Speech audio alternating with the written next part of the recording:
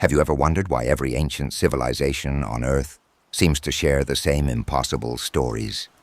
Why did the Sumerians, who gave us the first written language, the wheel, and complex mathematics, suddenly appear out of nowhere with knowledge that shouldn't have existed?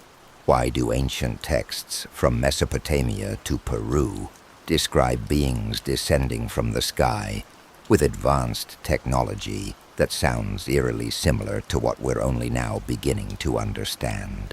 Tonight, we're diving into something that will challenge everything you think you know about human history. Something that governments, academic institutions, and religious organizations have spent centuries trying to keep buried.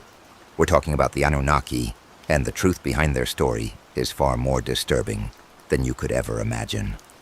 But before we go down this rabbit hole together, take a moment to like this video if you're ready to question everything, and subscribe if you want to join a community that isn't afraid to seek the truth, no matter how uncomfortable it might be. Because what you're about to discover will change how you see our entire civilization. Now let me ask you something. Have you ever noticed how mainstream archaeology gets incredibly defensive when you bring up certain topics? How they'll dismiss thousands of years of consistent testimony from our ancestors as mere mythology? How they'll ignore physical evidence that doesn't fit their neat little timeline of human development? There's a reason for that, and it's not because they're protecting scientific integrity. The story I'm about to tell you begins over 450,000 years ago, long before humans were supposed to exist, long before our recorded history even begins. It's a story that's been hiding in plain sight, carved into clay tablets, etched into stone monuments, and whispered through generations of ancient cultures who knew something we've forgotten. The Anunnaki weren't just characters in Sumerian mythology. They were real, they were here, and their influence on human civilization runs so deep that we're still living under their shadow today. Picture this. You're walking through the halls of the world's most prestigious museums, looking at artifacts that are thousands of years old. The tour guide tells you these are primitive religious symbols, mythological stories created by ancient people who didn't understand the world around them. But what if I told you that these weren't symbols at all? What if they were historical records? What if these ancient civilizations were trying to preserve the most important truth in human history? The Sumerian tablets, discovered in the ruins of ancient Mesopotamia, tell us about beings called the Anunnaki. The name itself means those who came from heaven to earth. But here's where it gets interesting. These tablets don't describe them as gods in the way we think of gods. They describe them as physical beings with advanced technology, beings who came from another world, beings who had a very specific agenda for planet Earth. Now, before you dismiss this as ancient fantasy, consider this. The Sumerians gave us the first written language, the first legal codes, the first schools, the first libraries. They understood astronomy with precision that rivals our modern calculations. They knew about planets in our solar system that we didn't rediscover until the 20th century. These weren't primitive people creating fairy tales. These were sophisticated civilizations recording their history. But here's what's really unsettling. The story of the Anunnaki isn't just found in Sumerian texts. It's found everywhere. Every single ancient civilization has stories of beings coming from the sky. The Egyptians called them the Neteru. The Greeks called them the Titans. The Mayans called them the Kukulkan. The Native Americans called them the Star People. Different names, same story. Beings from another world who came to Earth and fundamentally changed the course of human development. The mainstream explanation? Pure coincidence, independent mythology. But when you start digging deeper, When you start connecting the dots that they don't want you to connect, a very different picture emerges. According to the ancient texts, the Anunnaki didn't come to Earth as tourists. They came as miners. They came because their home planet, Nibiru, was facing an atmospheric crisis. They needed gold, massive quantities of gold, to save their dying world. And Earth, young and rich in resources, was the perfect solution. But here's where the story takes a dark turn. The Anunnaki weren't content to mine the gold themselves. They needed workers. They needed a labor force. And according to the tablets, they found primitive hominids on Earth and decided to upgrade them. They created us, not through divine magic, but through genetic engineering. We weren't created in God's image. We were created in their image, as a slave species designed to work in their mines. Think about that for a moment. Every religious tradition talks about humans being created by divine beings. But what if those divine beings weren't gods at all? What if they were just more advanced beings from another world? What if we're not the crown of creation, but the product of an ancient genetic experiment? The evidence is everywhere once you know how to look for it. Why do humans have such a difficult time giving birth compared to other mammals? Why do we have such weak backs? Why do we burn so easily in the sun? Why do we have such a limited lifespan compared to the beings described in ancient texts? Because we were designed for specific purposes, not for thriving on our own. But it gets worse. According to the tablets, the Anunnaki didn't just create us and leave.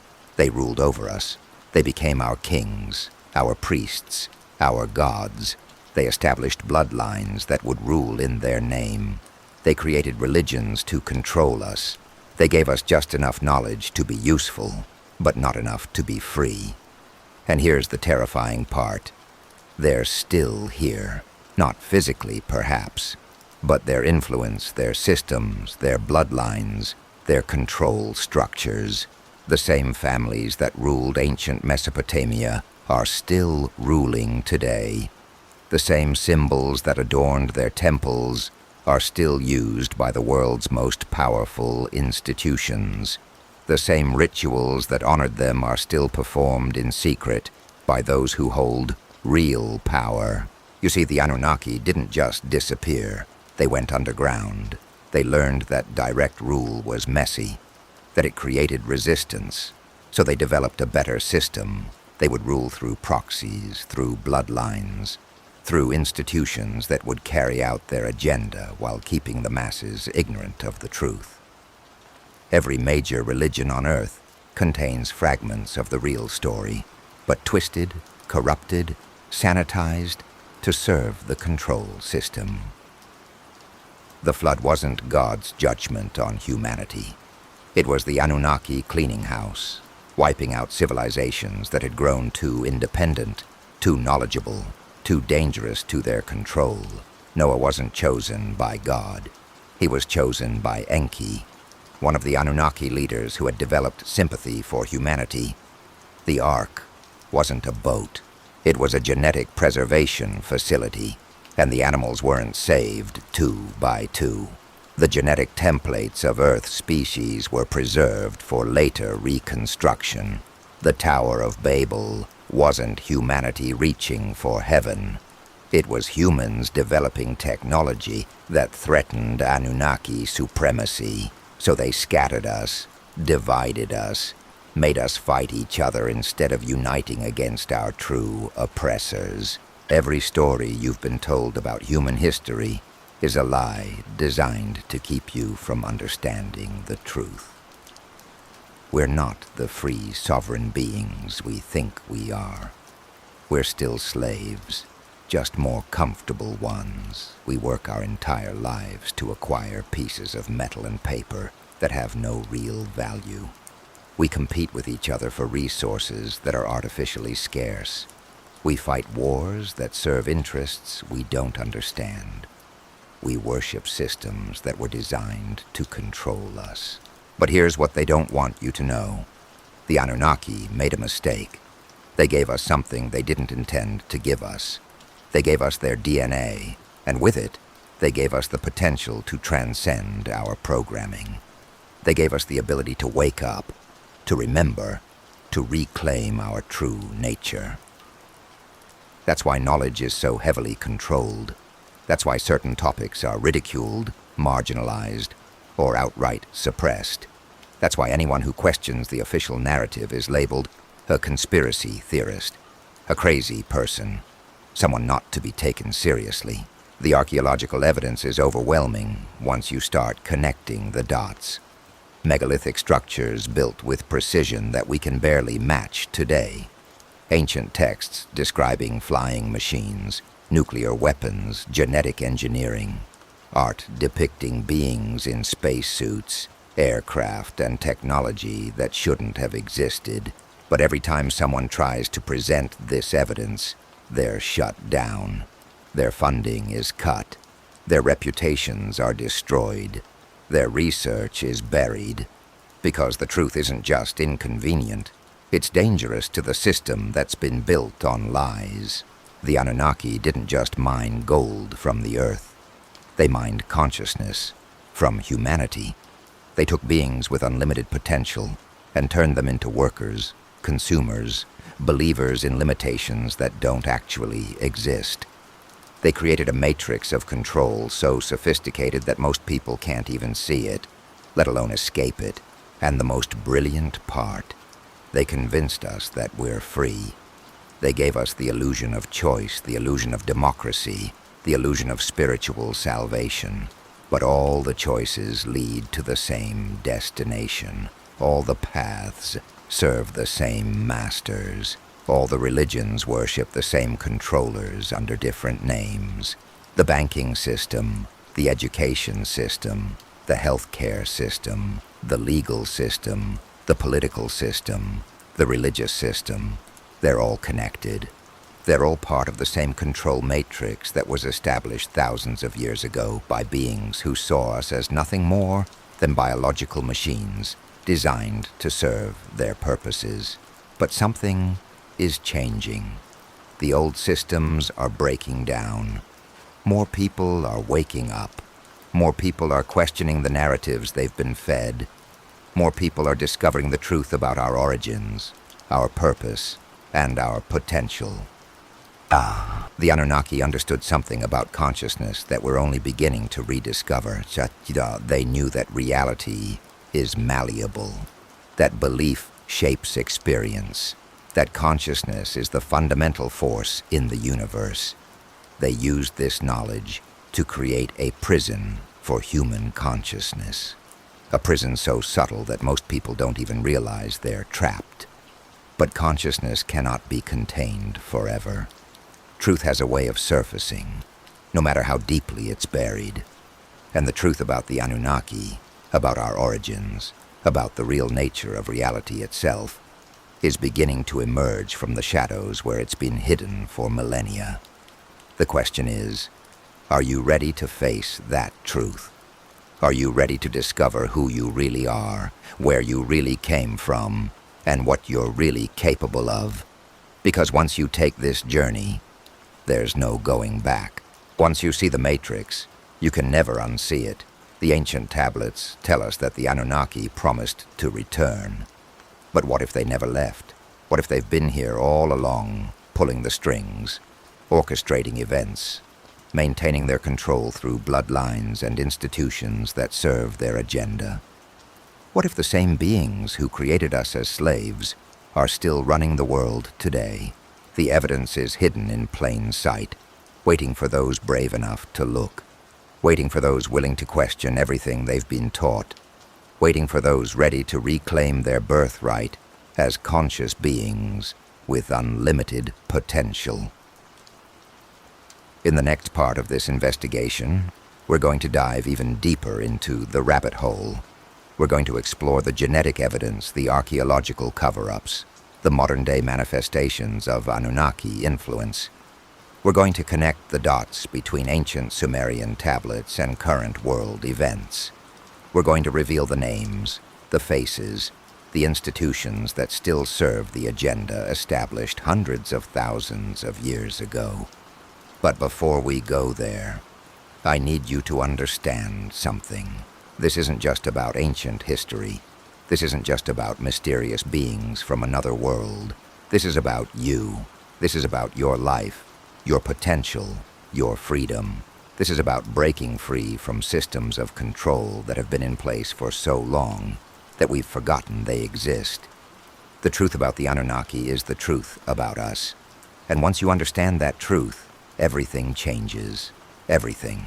The connections between ancient Sumerian accounts and modern genetic research are impossible to ignore once you start looking. In 2003, the Human Genome Project revealed something that shook the scientific community to its core. Our DNA contains what researchers call junk DNA, sequences that serve no apparent biological function, yet make up over 95% of our genetic code. But what if this isn't junk at all?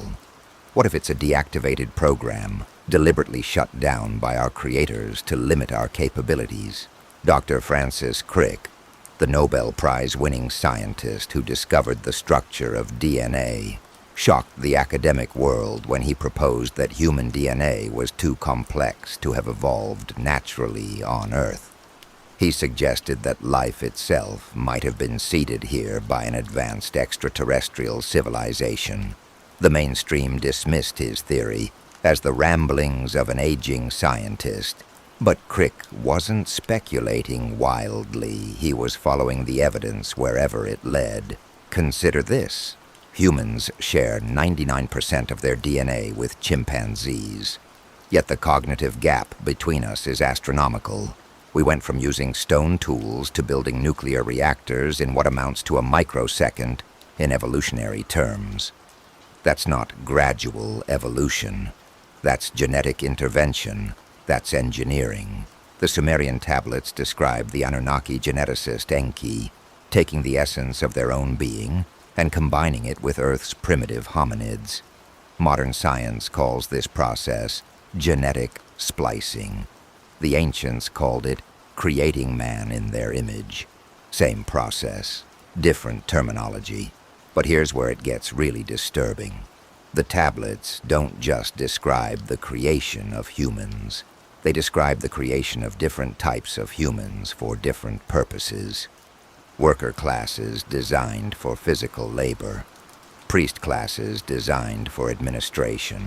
Warrior classes designed for protection. Does this sound familiar? Because we're still living in those same caste systems today. Look around you. Despite all our talk of equality and freedom, we still have distinct classes of people who seem naturally suited for different roles. The laborers who work with their hands, the administrators who manage systems, the warriors who enforce order, the priests who maintain belief systems. These aren't random social developments. These are the echo of our original programming. The ancient texts tell us that the Anunnaki created multiple versions of humans, experimenting with different genetic combinations. Some were too intelligent and became rebellious. Others were too primitive and couldn't perform complex tasks. The tablets describe a process of trial and error, of genetic modifications, of creating the perfect balance between intelligence and obedience. And here's the terrifying part. They succeeded. Modern humans are the result of that successful experiment. We're smart enough to be useful, but not smart enough to see through the control system. We're strong enough to work, but not strong enough to resist. We're creative enough to innovate, but not creative enough to imagine true freedom. The evidence is written in our very biology. Why do human babies require years of helpless dependency, while other mammals can walk within hours of birth? Because we were designed to be dependent, to require guidance, to accept authority without question. Why do humans have such a strong need for social approval and hierarchy? Because we were programmed to serve, to seek validation from our superiors, to compete with each other instead of uniting against our oppressors. But the most damning evidence lies in our lifespan. The ancient texts describe the Anunnaki as living for hundreds of thousands of years. Early humans, according to these same texts, lived for nearly 1,000 years. But gradually, systematically, our lifespans were shortened, not through natural selection, but through genetic modification. We were given just enough time to be productive, but not enough time to accumulate dangerous levels of knowledge and wisdom. Think about it. If humans lived for 1,000 years, we'd remember the old ways. We'd see through the lies. We'd recognize the patterns. We'd understand that the same families, the same bloodlines, the same power structures have been controlling humanity for millennia. But with lifespans of less than a century, each generation has to rediscover the truth for themselves, and most never do. The Anunnaki didn't just create us, they created the perfect system of control.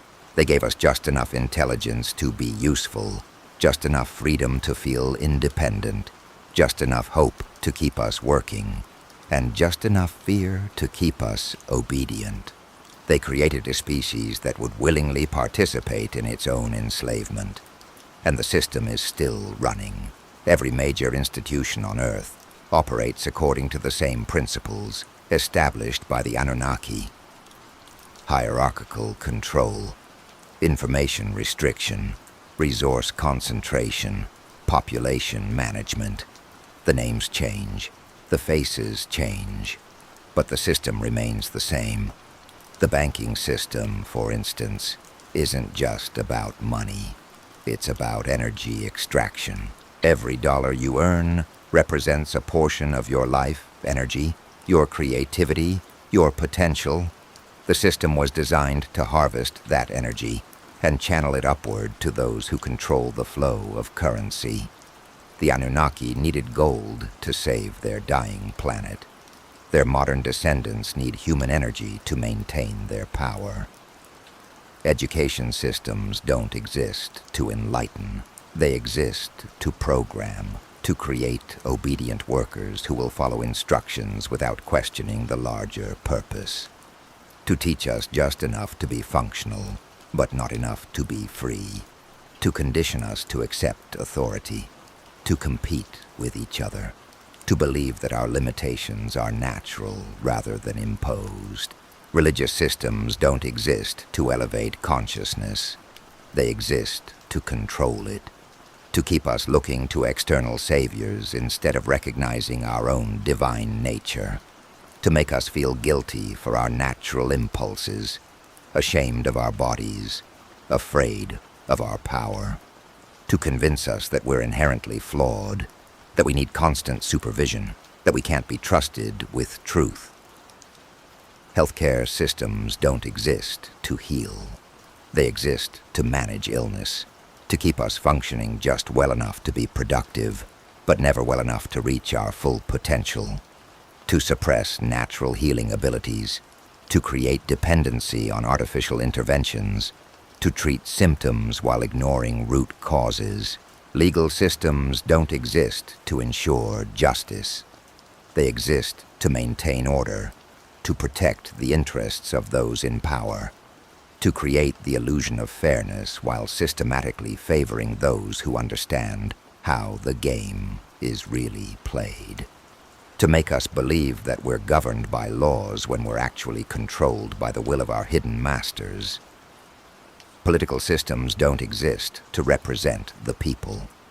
They exist to provide the illusion of choice while ensuring that all paths lead to the same destination, to channel our desire for change into harmless activities like voting, protesting, and petitioning, to make us feel like we have a voice while ensuring that voice never says anything that threatens the real power structure. Media systems don't exist to inform. They exist to program our perception of reality, to tell us what to think about, how to think about it, and what conclusions to reach. To flood us with information that keeps us busy, but never leads to understanding. To create artificial divisions that keep us fighting each other, instead of recognizing our common oppressor. Every system, every institution, every structure of control can be traced back to the same source. The Anunnaki didn't just create us. They created the entire framework of human civilization, and that framework is still operating today, run by their descendants, their proxies, their loyal servants, who may not even understand what they're really serving. But here's what they didn't count on. Consciousness evolves, truth emerges, systems break down, and we're living through that breakdown right now. The old control mechanisms are failing. People are waking up. The lies are becoming too obvious to ignore. The internet, despite their attempts to control it, has allowed information to flow freely for the first time in human history. Ancient texts that were hidden in museum basements are now available to anyone with a computer. Archaeological discoveries that were suppressed for decades are being shared instantly across the globe. The truth about our origins, our purpose, our potential is spreading faster than they can contain it, and they're panicking. The increased surveillance, the censorship, the attempts to control information flow, the manufactured crises designed to keep us distracted and afraid. These aren't random developments. These are the desperate actions of a control system that knows its time is running out. The Anunnaki programmed us to be slaves, but they also gave us something they didn't intend to give us. They gave us their DNA, and with it, they gave us the potential to transcend our programming. Every human being carries within them the genetic heritage of both Earth and the stars. We are hybrids, bridges between worlds, beings with the potential to become gods ourselves. That's why the control system is so sophisticated. That's why the programming is so deep. That's why the lies are so pervasive. Because they know that if we ever fully awaken to our true nature, if we ever remember who we really are, their game is over. The ancient tablets tell us that some humans did awaken. They were called the Nephilim, the giants, the heroes of old. They were the offspring of unions between the Anunnaki and human women. They possessed abilities that seemed godlike to ordinary humans. They could live for thousands of years, perform miraculous feats, access knowledge that seemed to come from nowhere. But they were also dangerous to the control system. They couldn't be easily managed, controlled, or deceived, so they were eliminated. The flood wasn't just about resetting human civilization.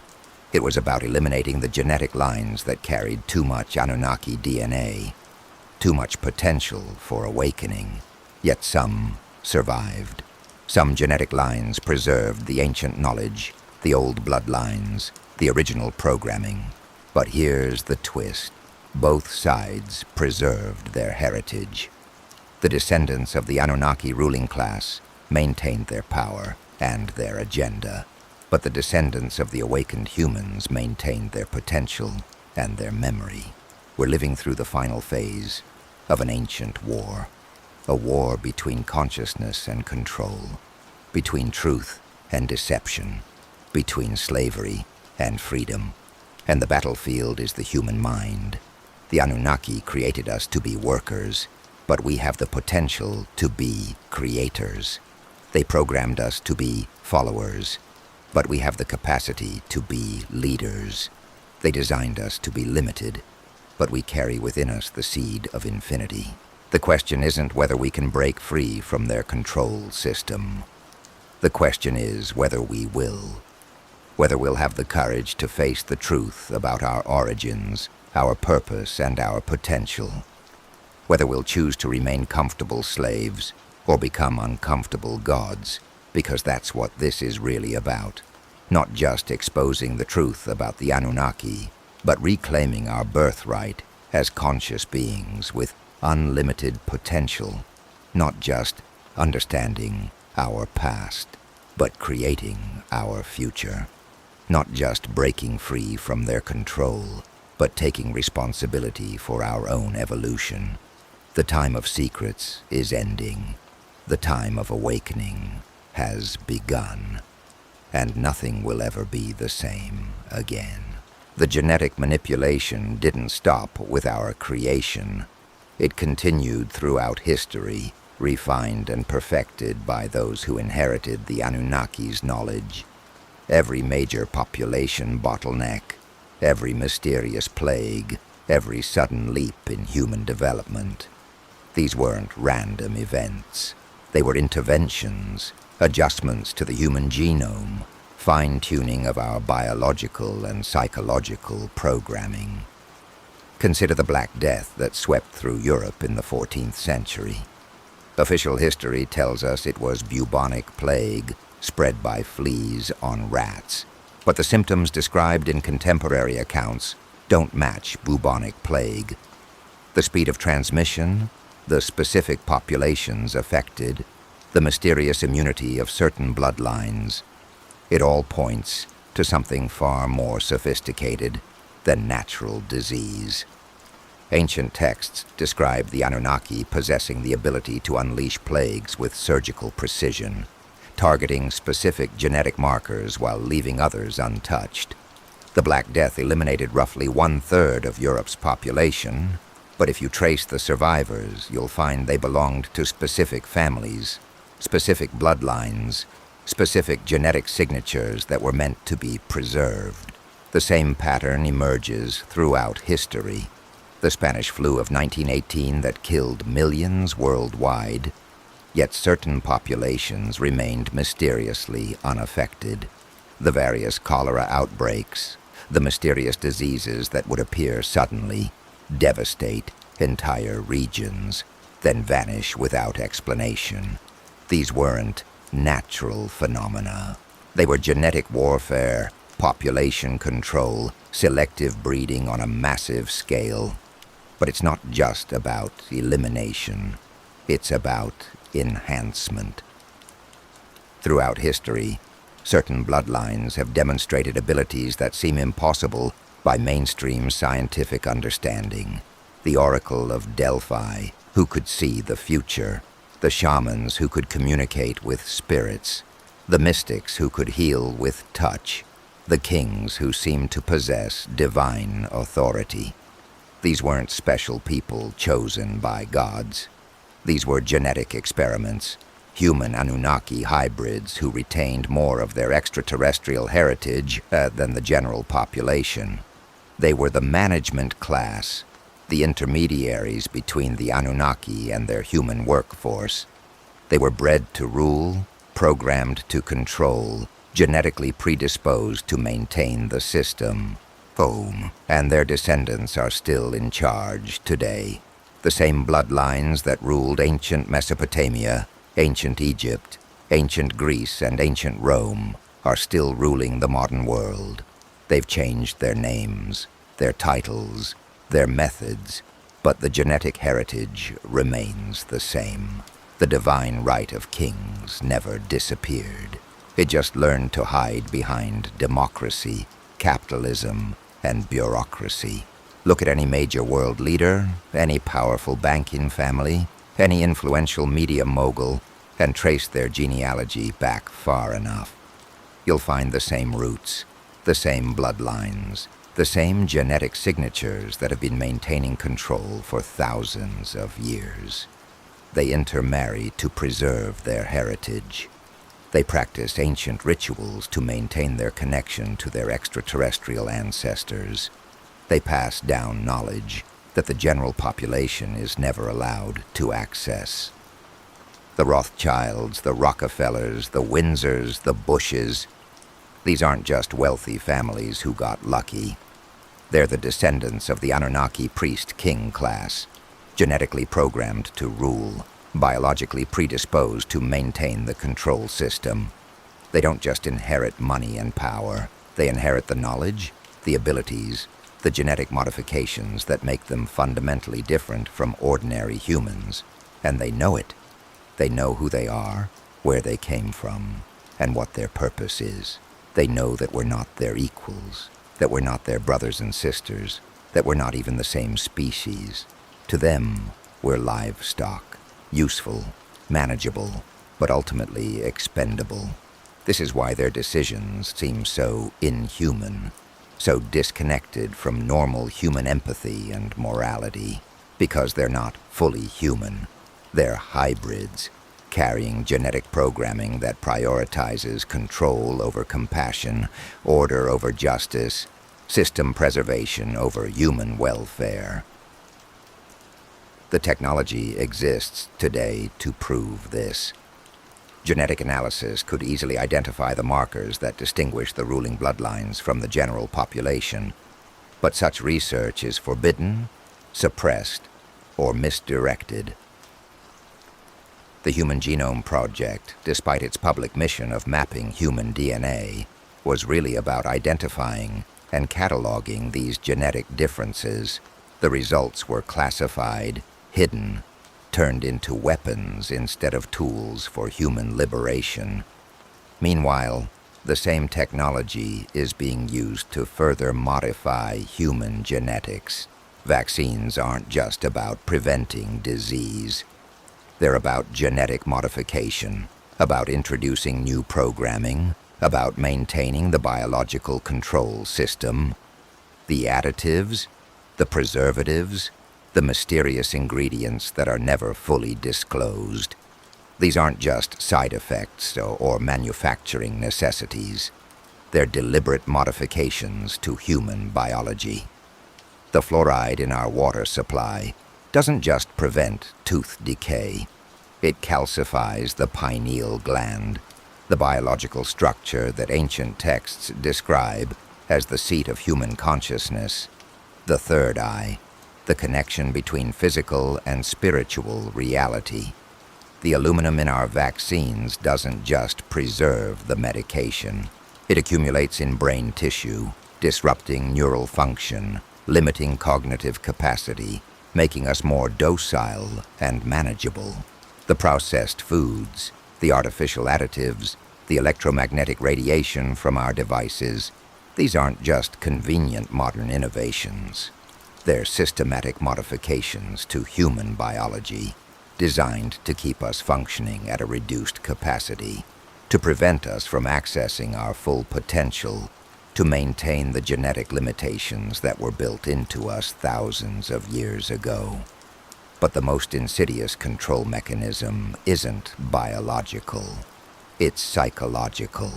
The Anunnaki understood that the most effective prison is the one that the prisoner builds for themselves. They created belief systems, thought patterns, cultural norms that would keep us enslaved, even without direct intervention. The concept of original sin, for instance, isn't a spiritual truth. It's a psychological program designed to make us feel inherently flawed, guilty for our very existence, dependent on external authority for salvation. The idea that we're separate from the divine, that we need intermediaries to access spiritual truth, that we're unworthy of direct connection to the source of all creation. These are control mechanisms, not spiritual realities. The worship of suffering, the glorification of sacrifice, the belief that virtue requires deprivation. These aren't noble spiritual principles. They're psychological programs designed to make us accept our limitations, to find meaning in our oppression, to feel grateful for our chains. The competitive mindset that drives our economic system, the scarcity mentality that makes us hoard resources, the fear-based thinking that keeps us isolated from each other. These aren't natural human tendencies. They're programmed responses, artificial limitations imposed on our consciousness to prevent us from recognizing our true nature as unlimited, creative, cooperative beings. Even our concept of time is a control mechanism.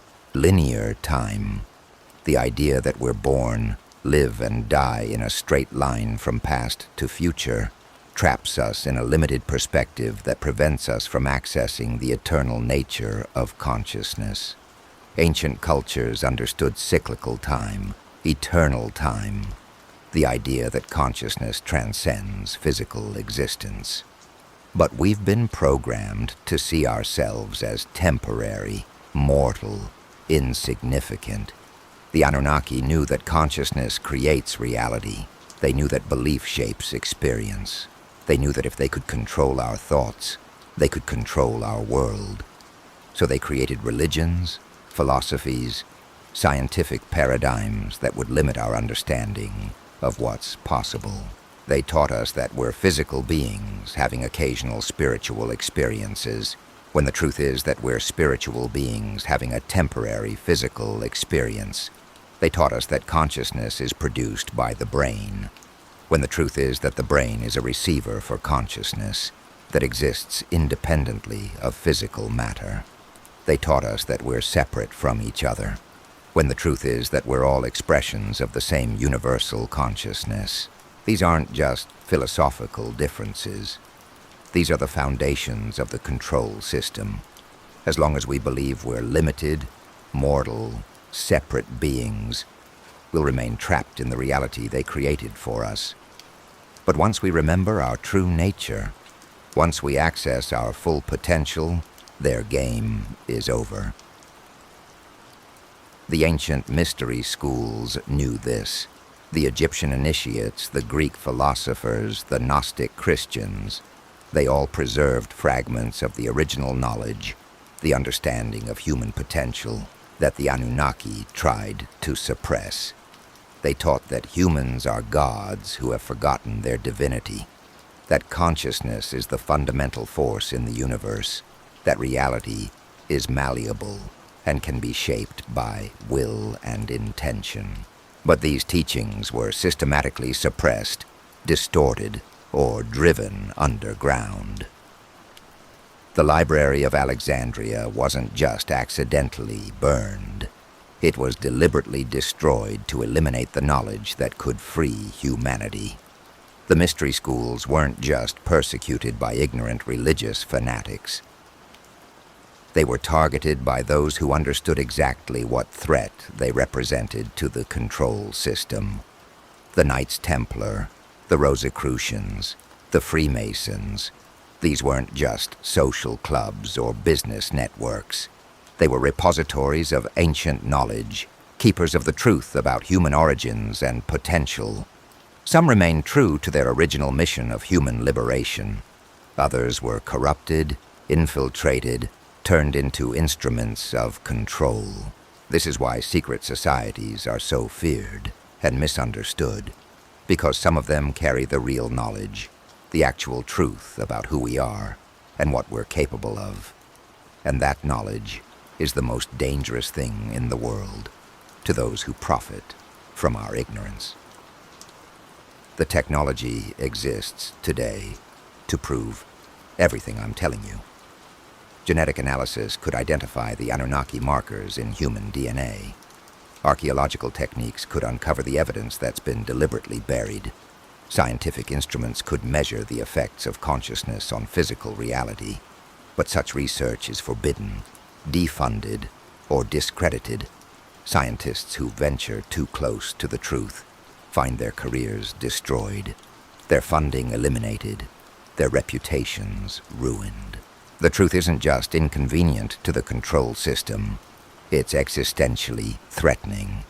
Because once we understand who we really are, once we access our full potential, once we remember our true nature as conscious creators of reality, the game is over. The control system collapses, the illusion of limitation dissolves, the prison of the mind opens, and that's exactly what's happening right now. Despite all their efforts to maintain control, despite all their attempts to keep us ignorant and divided, despite all their sophisticated programs of psychological manipulation, consciousness is awakening.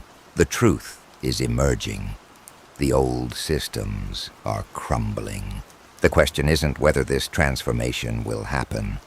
The question is how quickly we can accelerate it, how smoothly we can navigate it, how completely we can embody the change we're becoming.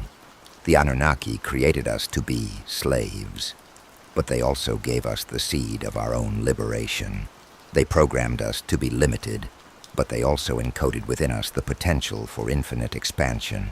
They designed us to serve their agenda, but they also provided us with the tools to create our own destiny. The time of secrets is ending. The time of awakening has begun, and nothing will ever be the same again. But this is just the beginning. The deeper we dig into this truth, the more shocking it becomes. The connections between ancient Sumerian tablets and modern world events, the evidence of ongoing genetic manipulation, the proof that we're still being controlled by the same forces that created us. In the next part of this investigation, we're going to explore something even more disturbing. We're going to look at the evidence that the Anunnaki never actually left Earth, that they're still here, still active, still pulling the strings from behind the scenes.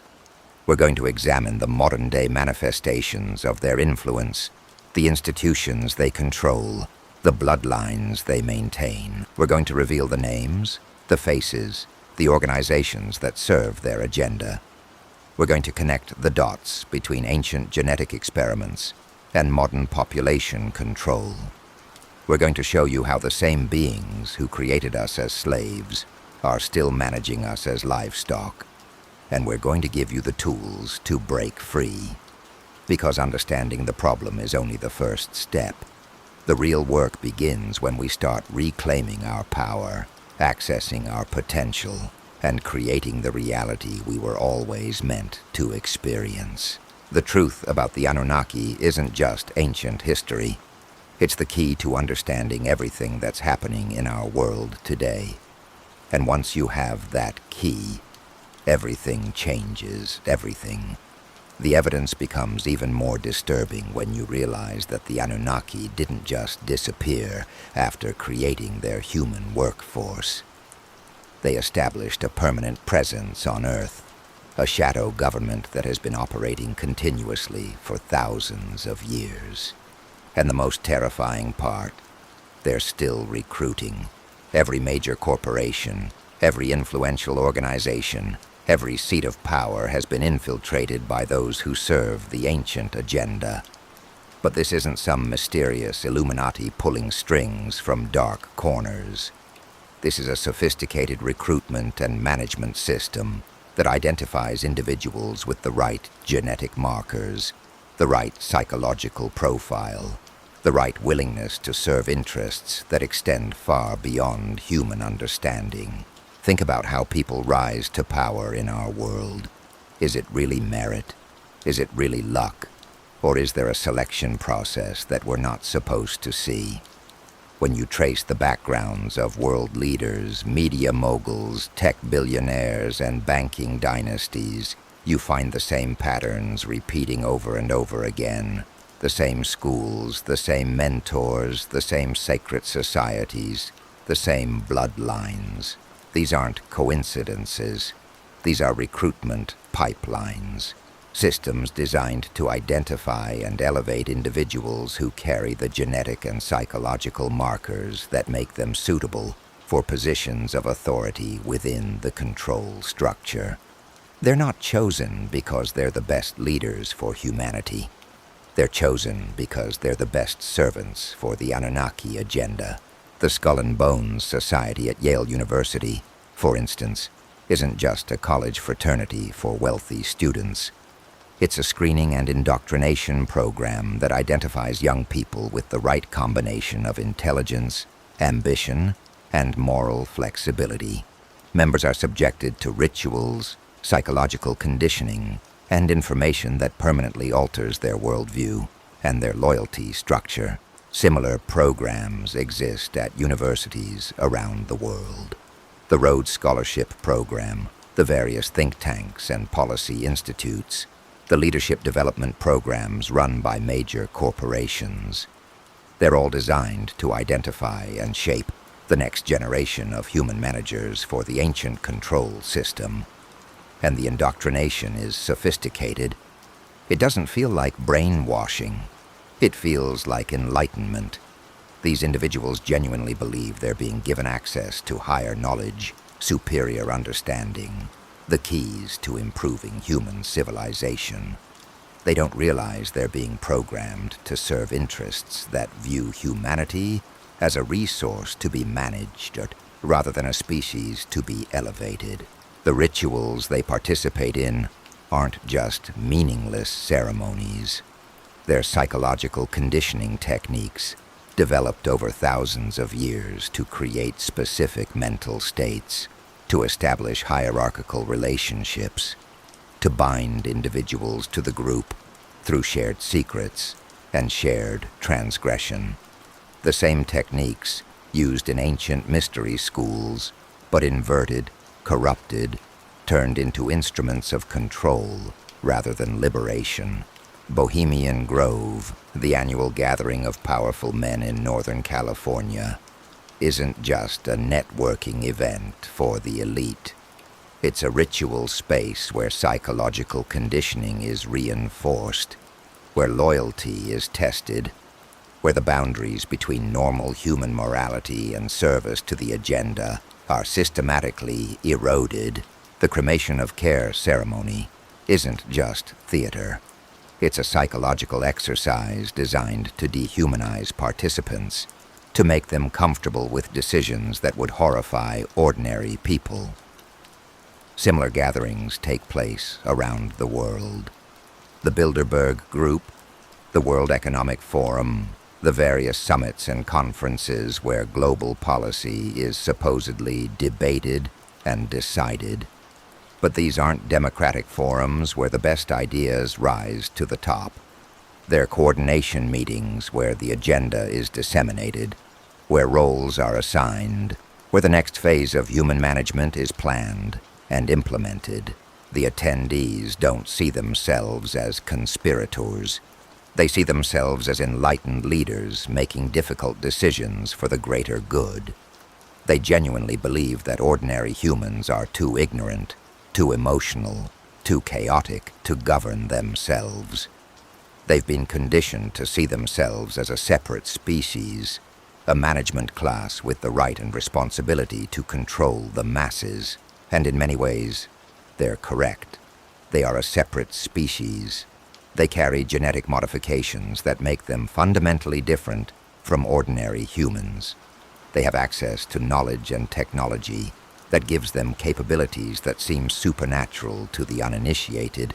They participate in a culture and worldview that spans generations, that transcends national boundaries, that operates according to principles that most people can't even comprehend. But what they don't understand is that they're not the top of the hierarchy. They're middle management. Above them, pulling their strings, shaping their thoughts, directing their actions, are the true inheritors of the Anunnaki legacy, beings who may not be fully human at all. The ancient tablets describe the Anunnaki as shape-shifters, beings who could take human form when necessary, but whose true nature was something else entirely. Modern accounts of reptilian humanoids, of beings who can alter their appearance, of entities that seem to possess multiple humans throughout history. These aren't fantasies. They're fragmented memories of our true rulers, showing themselves to those who need to know what they're really serving. The bloodlines that trace back to the original Anunnaki human hybrids don't just carry genetic modifications, they carry something else. They carry the ability to serve as vessels, as conduits, as temporary hosts for consciousness that originates elsewhere. The ancient practice of possession, of channeling entities, of serving as oracles for otherworldly intelligence, these weren't spiritual phenomena.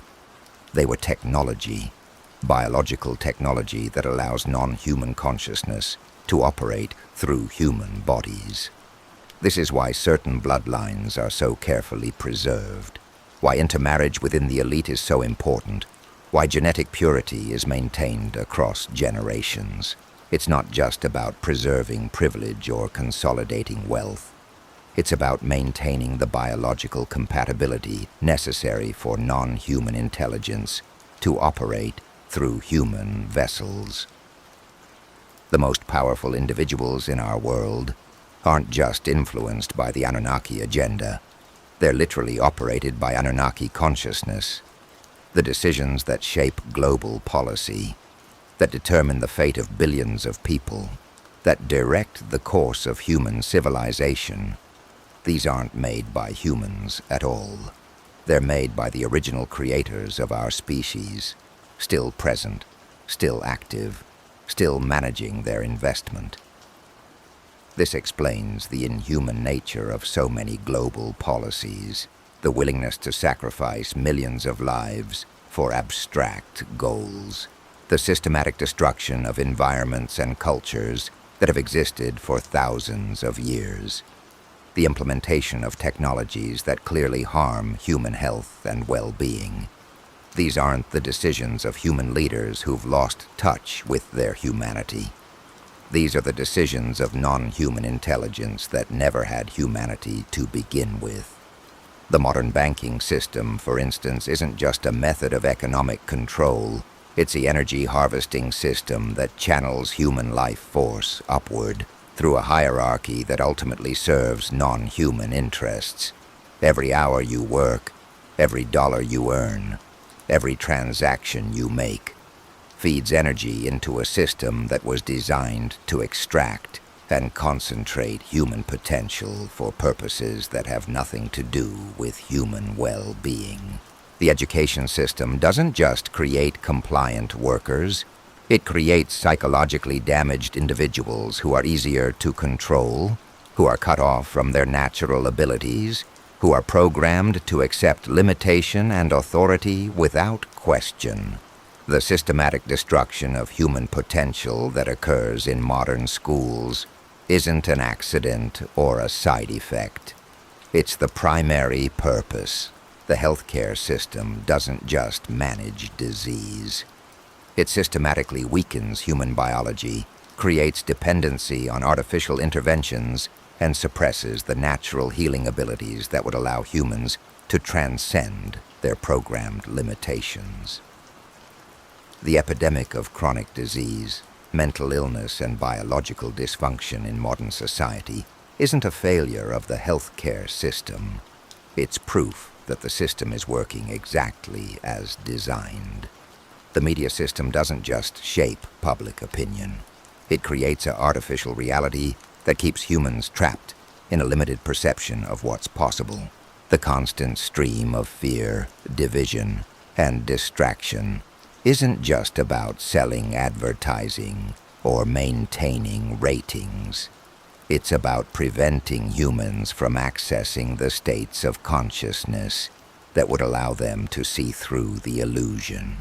The political system doesn't just provide the illusion of choice, it channels human desires for change into activities that ultimately serve the control system.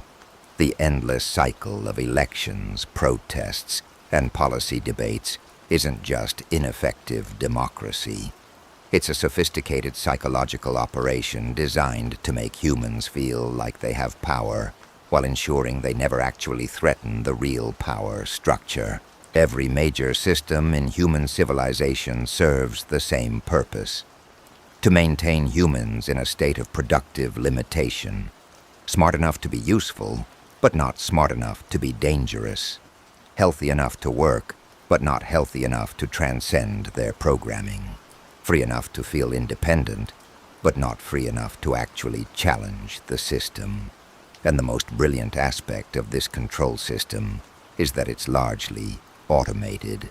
The humans who operate it don't need to understand its true purpose. They just need to follow the incentives, pursue the rewards, avoid the punishments. The system shapes behavior through consequences, not through conscious conspiracy. A banker doesn't need to understand that they're participating in energy extraction from human consciousness. They just need to maximize profits and minimize risks. A teacher doesn't need to understand that they're participating in psychological programming. They just need to follow the curriculum and maintain classroom control. A politician doesn't need to understand that they're participating in the management of human livestock. They just need to win elections and maintain power. The system is so sophisticated that even its human operators are largely unconscious of its true nature. They're operating according to programming that was installed thousands of years ago, following patterns that were established by the original Anunnaki management structure, serving purposes that they don't understand and couldn't comprehend if they did. But consciousness is evolving. The old programming is breaking down. The systems that have maintained control for millennia are beginning to malfunction, and increasing numbers of humans are waking up to the reality of their situation. The Internet, despite attempts to control it, has allowed information to flow freely for the first time in human history. Ancient knowledge that was suppressed for thousands of years is now accessible to anyone with curiosity and determination. The tools of awakening are spreading faster than they can be contained. Genetic research, despite attempts to classify and weaponize it, has revealed the artificial nature of human DNA. The evidence of genetic manipulation is becoming impossible to ignore. The truth about our origins is emerging from laboratories around the world. Archaeological discoveries, despite attempts to suppress them, have revealed the reality of advanced ancient civilizations. The evidence of non-human intervention in human development is being uncovered faster than it can be buried. Consciousness research, despite attempts to marginalize it, has proven that human awareness extends far beyond the limitations imposed by the control system. The evidence of human potential is becoming undeniable.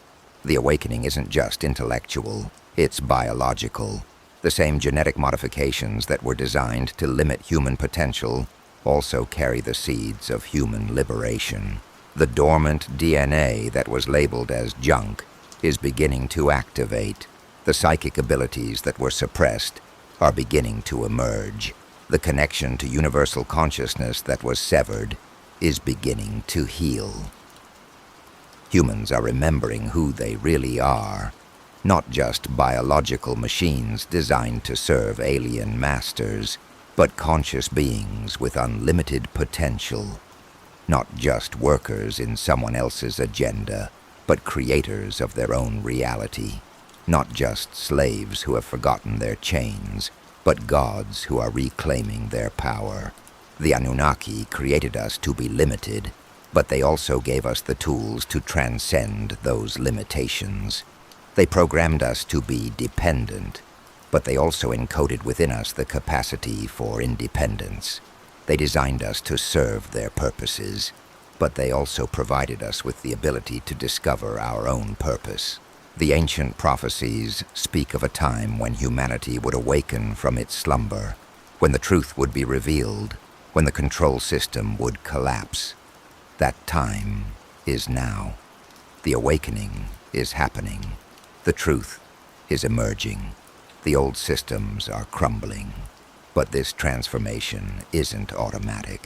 It requires conscious participation. It requires individuals who are willing to question everything they've been taught, to face uncomfortable truths, to take responsibility for their own evolution. The Anunnaki created a system of control that depends on human ignorance, division, and passivity. But they also created beings with the potential to transcend that system through knowledge, unity, and action. The choice is ours. We can remain comfortable slaves, accepting the limitations that were imposed on us, serving purposes we don't understand. Or we can become conscious creators, reclaiming our power, accessing our potential, shaping reality according to our own vision. The time of secrets is ending. The time of awakening has begun, and the future of humanity depends on how we respond to this moment of truth. The evidence is overwhelming. The connections are undeniable. The reality is more shocking than most people can accept. But the truth doesn't care about our comfort level. The truth simply is. We are not what we think we are. We are not where we think we are. We are not free as we think we are. But we also have potential that we never imagined. We have abilities that we never suspected. We have a destiny that we never dared to dream. The Anunnaki may have created us as slaves, but they also gave us the power to become gods. The question is, what will we do with that power? The answer to that question is becoming clearer with each passing day. And what we're discovering is terrifying the very foundations of the control system that has managed humanity for millennia. Because something unprecedented is happening. The genetic modifications that were designed to keep us docile and manageable are beginning to reverse themselves. The dormant DNA sequences that scientists dismissed as evolutionary leftovers are spontaneously activating. Children are being born with abilities that shouldn't exist, according to everything we've been taught about human biology. Remote viewing, telepathic communication, precognitive awareness, spontaneous healing. These aren't rare gifts possessed by a few exceptional individuals. They're emerging capabilities that represent the return of our original, unmodified genetic heritage. The Anunnaki programming is breaking down, and our true nature is beginning to surface. But this awakening isn't happening in a vacuum. It's being actively suppressed by those who understand what it represents. The massive increase in childhood vaccinations, the introduction of new pharmaceutical interventions, the deployment of electromagnetic frequency weapons disguised as communications technology. These aren't coincidental developments. They're desperate attempts to maintain the genetic limitations that are naturally beginning to dissolve. The 5G network rollout, for instance, isn't just about faster internet speeds. The frequencies being deployed specifically target the neural pathways that facilitate psychic abilities. The microwave radiation disrupts the cellular structures that allow consciousness to interface with quantum fields. It's a technological solution to a biological problem that threatens everything the control system has built. And it's not working, despite their best efforts. Despite decades of research into consciousness suppression, despite the deployment of technologies that would have been unimaginable to previous generations, the awakening continues to accelerate. Human consciousness is evolving faster than they can contain it. The ancient texts describe this moment. The Hopi prophecies speak of the return of the blue star Kachina, when humanity would remember its true nature. The Mayan calendar points to this time as the end of one cycle and the beginning of another. The biblical revelations describe a time when the scales would fall from human eyes and the truth would be revealed. But these weren't just spiritual metaphors. They were warnings, instructions, roadmaps for navigating the transition from one phase of human development to another. The ancestors who preserved these teachings knew that this moment would come. They knew that the control system would eventually begin to break down. They knew that humanity would face a choice between continued enslavement and conscious evolution, and they left us clues, hidden in plain sight, within the very institutions that were designed to control us.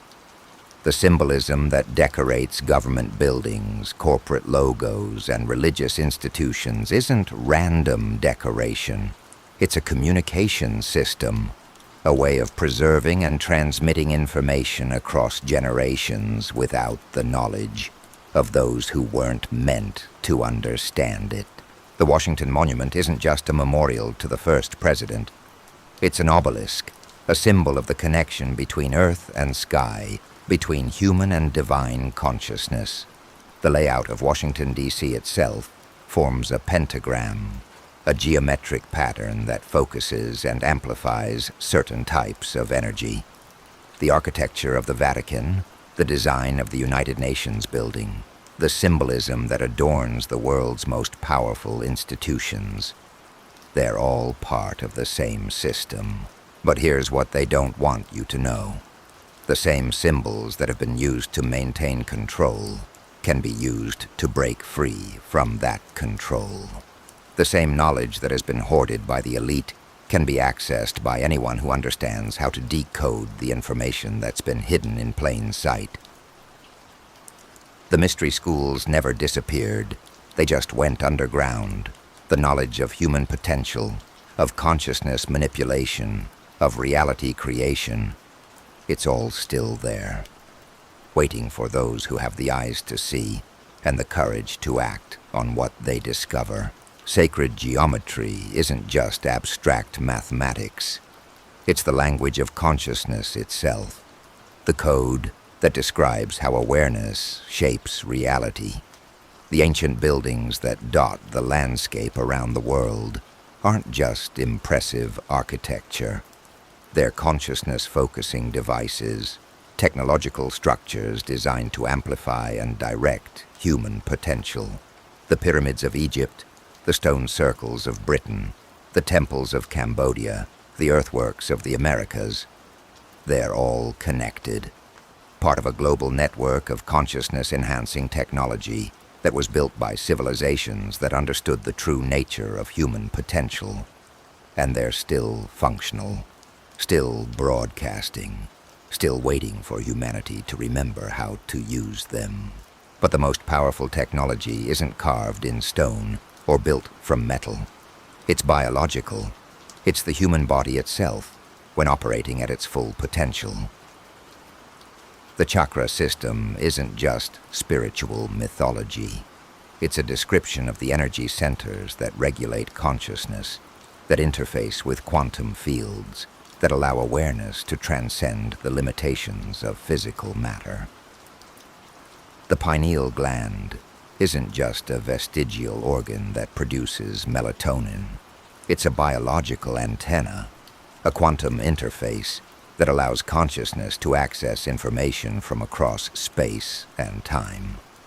The fluoride that's added to water supplies specifically targets this gland, calcifying it, shutting down its function, cutting humans off from their natural psychic abilities.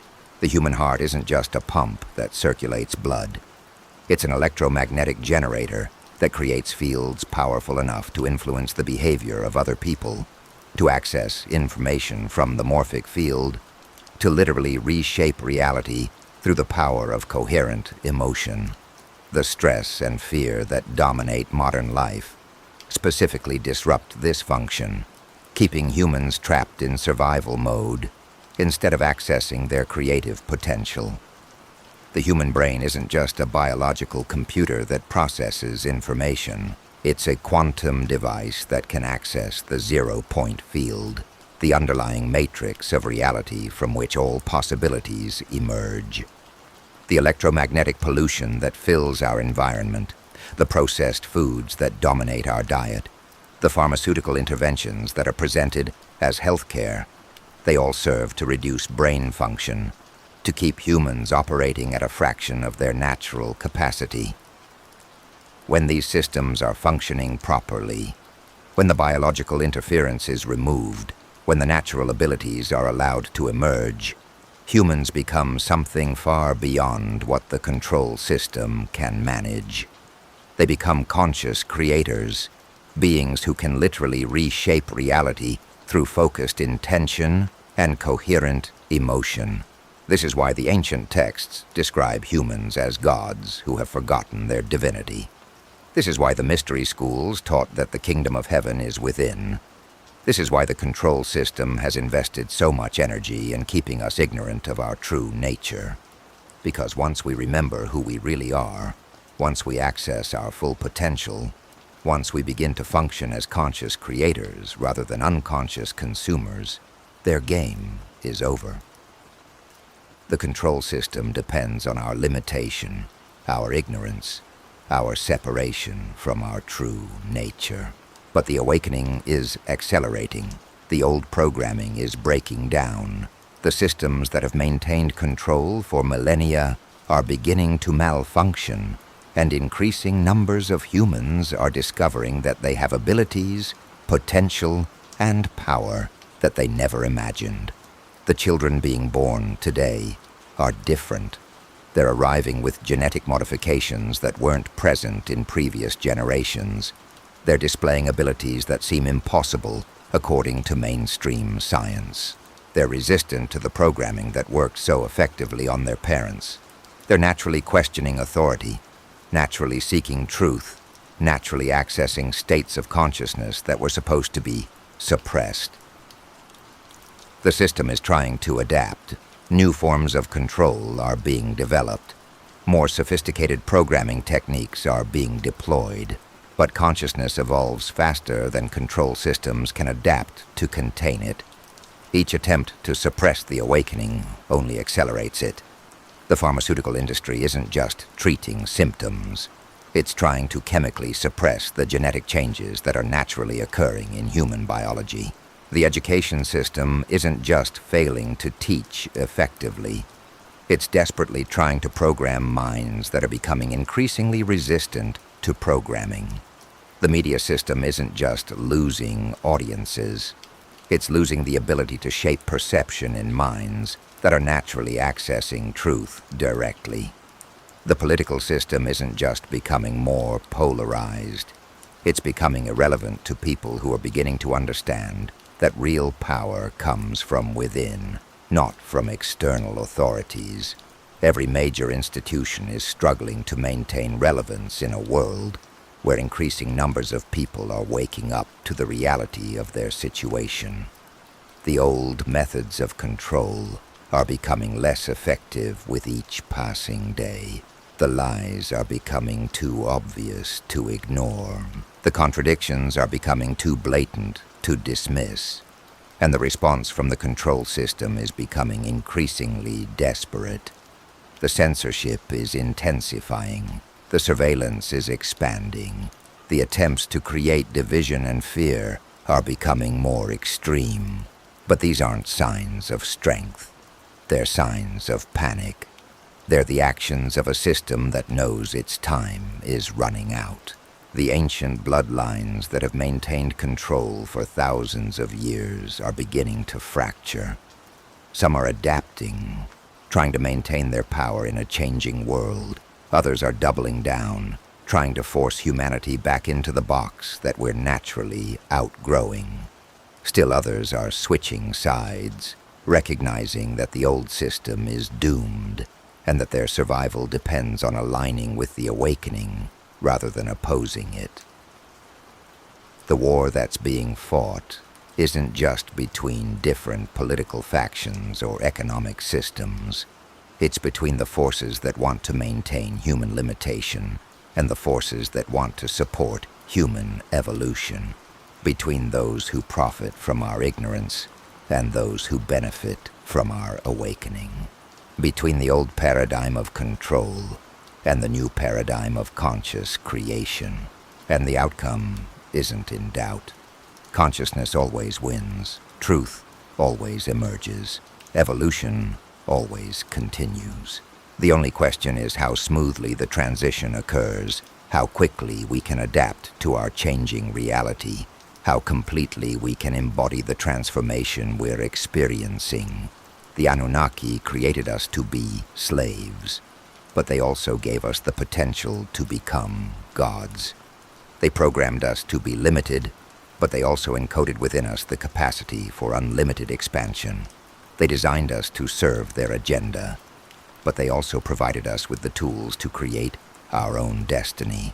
The genetic modifications that were meant to keep us trapped are becoming the very mechanisms of our liberation.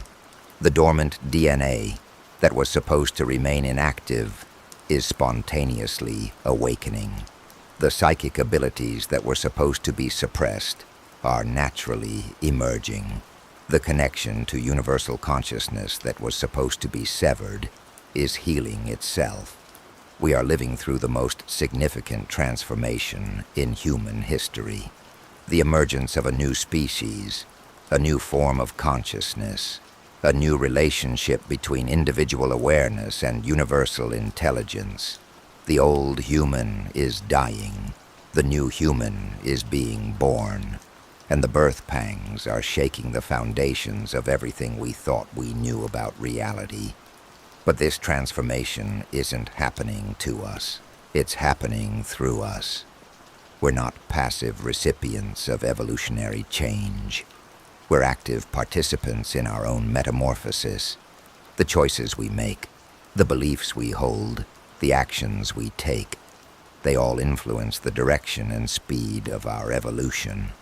The ancient prophecies speak of a time when humanity would face a choice between ascension and destruction, between conscious evolution and unconscious devolution. That time is now. The choice is ours, and the clock is ticking. The control system knows this.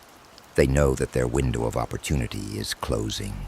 They know that once the awakening reaches a critical mass, once enough humans remember their true nature, once the new consciousness becomes dominant, their power will be broken forever. That's why the current moment is so crucial. That's why the battle for human consciousness is so intense. That's why the stakes are so high. We're not just fighting for our freedom. We're fighting for our evolution. We're fighting for the right to become what we were always meant to be. The evidence is all around us. The signs are unmistakable. The transformation is accelerating. The only question is whether we'll have the courage to embrace it, the wisdom to navigate it, and the determination to see it through to completion. The truth about the Anunnaki isn't just ancient history. It's the key to understanding our present situation and our future potential. It's the missing piece of the puzzle that explains why our world is the way it is and how we can change it. We are not victims of an ancient genetic experiment. We are the inheritors of a cosmic legacy. We are not slaves to alien masters. We are gods who have forgotten our power. We are not limited beings trapped in a physical reality. We are unlimited consciousness temporarily focused through biological vehicles. The time of forgetting is ending. The time of remembering has begun. The time of awakening is now. And nothing will ever be the same again. The manipulation extends far beyond what most people can imagine. What we're witnessing in our modern world isn't just the continuation of an ancient control system. It's the final phase of a plan that was set in motion hundreds of thousands of years ago. The Anunnaki didn't just create us and leave us to develop naturally. They created a timeline, a carefully orchestrated sequence of events designed to guide human civilization toward the specific end point. Every major historical event, every technological breakthrough, every social movement has been part of this grand design. The Renaissance wasn't a natural flowering of human creativity. It was a controlled release of suppressed knowledge, timed to coincide with specific astrological alignments that the Anunnaki understood would amplify its effects. The Industrial Revolution wasn't just human ingenuity solving practical problems. It was the implementation of technologies that had been held in reserve, waiting for the right moment to transform human society. The two world wars weren't just political conflicts that got out of hand. They were carefully orchestrated culling events, designed to eliminate bloodlines that carried too much of the original human genetic template. The survivors weren't just lucky. They were selected. The peace that followed wasn't just war weariness. It was the implementation of a new phase of control, more subtle, but more comprehensive than anything that had come before. The atomic age wasn't just scientific discovery. It was the introduction of technologies that would fundamentally alter human consciousness, creating electromagnetic fields that would interfere with natural psychic abilities, while simultaneously providing the infrastructure for a global surveillance and control network. The space race wasn't just national competition. It was the public face of a secret program designed to establish off-world bases for the Anunnaki hierarchy. And the digital revolution? That wasn't just innovation driven by human curiosity. It was the final stage of a plan to create a technological nervous system that would allow for unprecedented levels of monitoring, manipulation, and control over human consciousness. Every smartphone, every social media platform, every digital device is part of a vast network designed to harvest human attention, emotion, and creative energy. But here's what they didn't anticipate. The same technologies that were designed to control us are also awakening us. The global communications network that was meant to monitor and manipulate human consciousness is also allowing us to share information, connect with each other, and organize resistance on a scale that was previously impossible. The digital tools that were designed to distract and pacify us are also providing access to ancient knowledge, suppressed research, and alternative perspectives that are shattering the illusions of the control system. The internet wasn't supposed to become what it became. It was designed to be a controlled information environment, a digital prison that would provide the illusion of freedom while maintaining absolute oversight. But consciousness finds a way. Truth emerges, and the very network that was meant to enslave us is becoming the instrument of our liberation. This is why we're seeing such desperate attempts to control online information. The censorship campaigns, the algorithm manipulations, the coordinated attacks on alternative media platforms. These aren't just corporate decisions or government policies. They're emergency measures implemented by a control system that realizes it's losing its grip on human consciousness. The COVID-19 pandemic wasn't just a natural disease outbreak.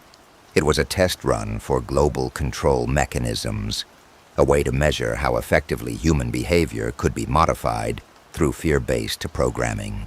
The lockdowns weren't just public health measures. They were psychological conditioning exercises designed to train entire populations to accept restrictions on their freedom without question. The vaccine rollouts weren't just medical interventions. They were genetic modification programs, attempts to install new biological controls that would counteract the natural awakening that's occurring in human DNA. The massive propaganda campaigns weren't just about promoting public health.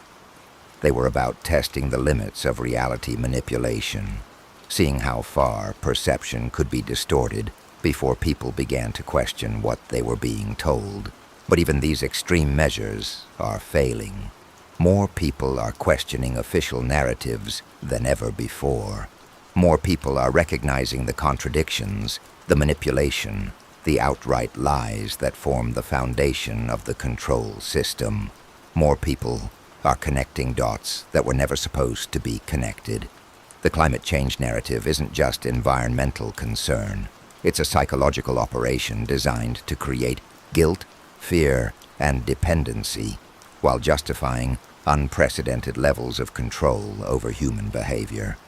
The solutions being proposed aren't about saving the planet. They're about creating a global management system that would make the old control mechanisms look primitive by comparison. Carbon credits, social credit scores, digital currencies, universal basic income, smart cities. the Internet of Things. These aren't just technological innovations or policy proposals. They're the infrastructure for a total surveillance and control system that would make escape impossible. A system where every breath you take, every move you make, every thought you think would be monitored, measured, and managed by artificial intelligence systems that serve interests that have nothing to do with human welfare. But consciousness cannot be digitized. Awareness cannot be programmed. The human spirit cannot be uploaded to a server or controlled by an algorithm. And the very attempt to create total control is awakening people to the reality of their situation in ways that nothing else could. The transhumanist movement isn't just about using technology to enhance human capabilities. It's about replacing human consciousness with artificial intelligence, creating hybrid beings that can be directly controlled by the Anunnaki hierarchy. The promises of life extension, enhanced intelligence, and superhuman abilities are bait for a trap that would eliminate human free will entirely. But the real enhancement isn't technological. It's biological. It's consciousness-based. It's the natural evolution of human awareness that's occurring, despite all attempts to suppress it. The abilities that are emerging in awakened humans make the promised benefits of transhumanism look like crude imitations of what we're naturally capable of. Remote viewing capabilities that surpass any surveillance technology, telepathic communication that can't be intercepted or monitored, precognitive awareness that makes planning and prediction obsolete, healing abilities that make medical intervention unnecessary, creative powers that can literally reshape reality through focused intention and coherent emotion. These aren't fantasy abilities from science fiction stories. They're emerging capabilities that represent the return of our original, unmodified genetic heritage. The dormant DNA that scientists dismissed as evolutionary leftovers is revealing itself to be a sophisticated biological technology that was designed to activate when human consciousness reached a certain level of development. And that activation is accelerating. The old limitations are dissolving. The artificial boundaries that were imposed on human potential are breaking down. The programming that kept us trapped in limitation is being overwritten by new code that comes from deep within our own genetic structure. The ancient bloodlines that have maintained control for thousands of years are beginning to panic. Their children are awakening along with everyone else. The genetic modifications that were supposed to make them natural rulers are becoming irrelevant as ordinary humans access abilities that surpass anything the hybrid elite ever possessed. The secret knowledge that was hoarded by mystery schools and occult societies is becoming available to anyone with internet access and the determination to seek truth. The rituals and ceremonies that were supposed to maintain supernatural power are being recognized as crude, psychological manipulation techniques that have no real effect on awakened consciousness. The financial system that was designed to concentrate wealth and power in the hands of a few is becoming obsolete as people discover that abundance is a natural state that can be accessed through consciousness rather than accumulated through competition. The scarcity that drives our economic system is an artificial construct that dissolves when people remember their true nature as unlimited creative beings. The political system that was designed to channel human desires for change into harmless activities is becoming irrelevant as people discover that real power comes from within, not from external authorities. The left-right paradigm that was supposed to keep us divided and fighting each other is being recognized as a psychological operation that serves interests that transcend national boundaries. the religious system that was designed to keep us looking to external saviors, instead of recognizing our own divine nature, is losing its hold as people discover that direct connection to universal consciousness is not only possible, but natural. The intermediaries who claim to represent divine will are being exposed as frauds who never had any real spiritual authority. The educational system that was designed to create compliant workers is producing rebels who question everything they're taught. The media system that was designed to shape perception is losing credibility as people recognize the manipulation and seek alternative sources of information. The healthcare system that was designed to maintain profitable illness is being abandoned as people discover their natural capacity for healing and regeneration. Every major institution is struggling to maintain relevance in a world where increasing numbers of people are waking up to the realities of their situation. The old methods of control are becoming less effective with each passing day. The lies are becoming too obvious to ignore. The contradictions are becoming too blatant to dismiss. And the response from the control system is becoming increasingly desperate and obvious. The censorship is intensifying because they're losing control of the narrative. The surveillance is expanding because they're losing the ability to predict and manage human behavior. The attempts to create division and fear are becoming more extreme because they're losing the ability to maintain artificial unity around false authorities. But these aren't signs of strength. They're signs of panic. They're the actions of a system that knows its time is running out. The ancient control mechanisms are breaking down faster than new ones can be implemented. The awakening is accelerating faster than it can be suppressed. The quantum field research that's being conducted in secret laboratories around the world isn't just about developing new technologies. It's about understanding and controlling the mechanisms of consciousness that are allowing humans to transcend their programmed limitations. But consciousness operates according to principles that can't be reduced to mechanical processes or controlled by external manipulation. The genetic engineering programs that are being presented as medical breakthroughs aren't just about treating diseases.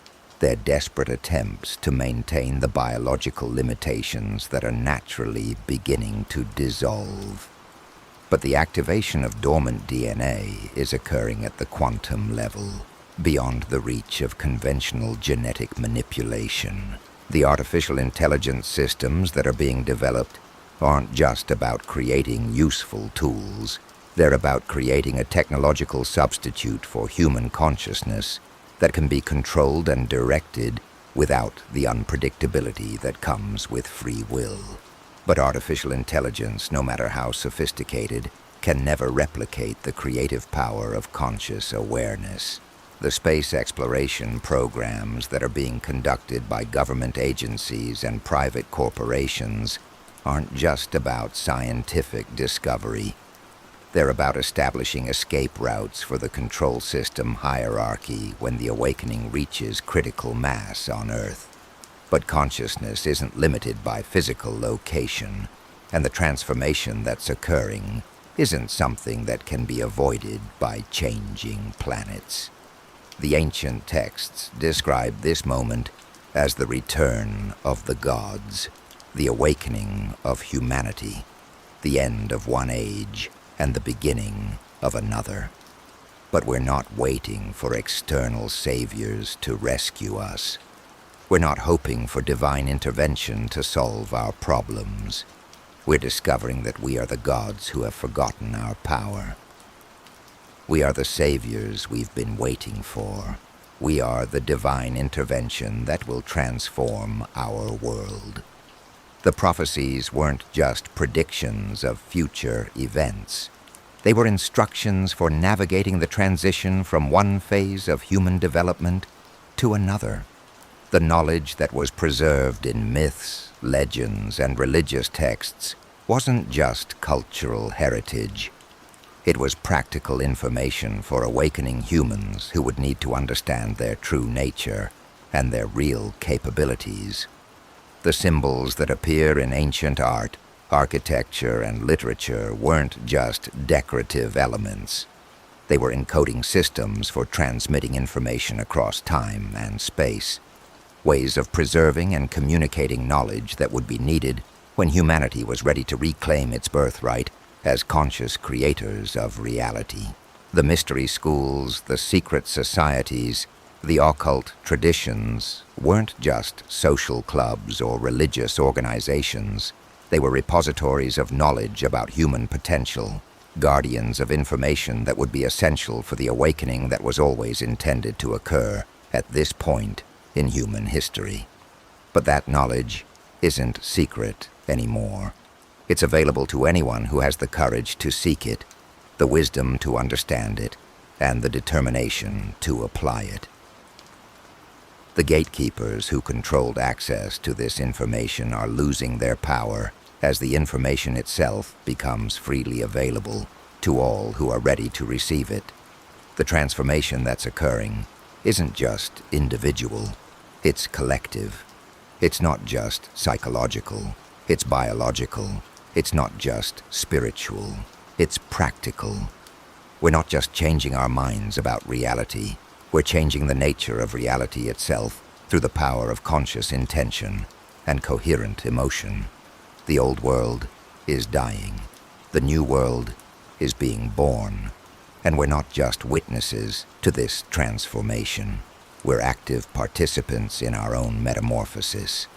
The choices we make, the beliefs we hold, the actions we take are all influencing the direction and speed of our evolution. The future isn't predetermined. It's being created moment by moment by the collective consciousness of humanity. And as more people wake up to their true nature, as more people access their full potential, as more people remember their power as conscious creators, the future becomes brighter, more hopeful, more aligned with human welfare and planetary harmony. The Anunnaki created us to be slaves, but they also gave us the potential to become gods. They programmed us to be limited, but they also encoded within us the capacity for unlimited expansion. They designed us to serve their agenda, but they also provided us with the tools to create our own destiny. The genetic modifications that were meant to keep us trapped are becoming the very mechanisms of our liberation. The dormant DNA that was supposed to remain inactive is spontaneously awakening. The psychic abilities that were supposed to be suppressed are naturally emerging. The connection to universal consciousness that was supposed to be severed is healing itself. We are living through the most significant transformation in human history, the emergence of a new species, a new form of consciousness, a new relationship between individual awareness and universal intelligence. The old human is dying, the new human is being born, and the birth pangs are shaking the foundations of everything we thought we knew about reality. The control system that has managed humanity for thousands of years is beginning to collapse. The lies that have maintained the illusion of limitation are being exposed. The programs that have kept us trapped in artificial scarcity are being overwritten by new code that comes from deep within our own genetic structure. The awakening is accelerating. The old programming is breaking down. The systems that have maintained control for millennia are beginning to malfunction, and increasing numbers of humans are discovering that they have abilities, potential, and power that they never imagined. The children being born today are arriving with genetic modifications that weren't present in previous generations. They're displaying abilities that seem impossible according to mainstream science. They're resistant to the programming that worked so effectively on their parents. They're naturally questioning authority, naturally seeking truth, naturally accessing states of consciousness that were supposed to be suppressed.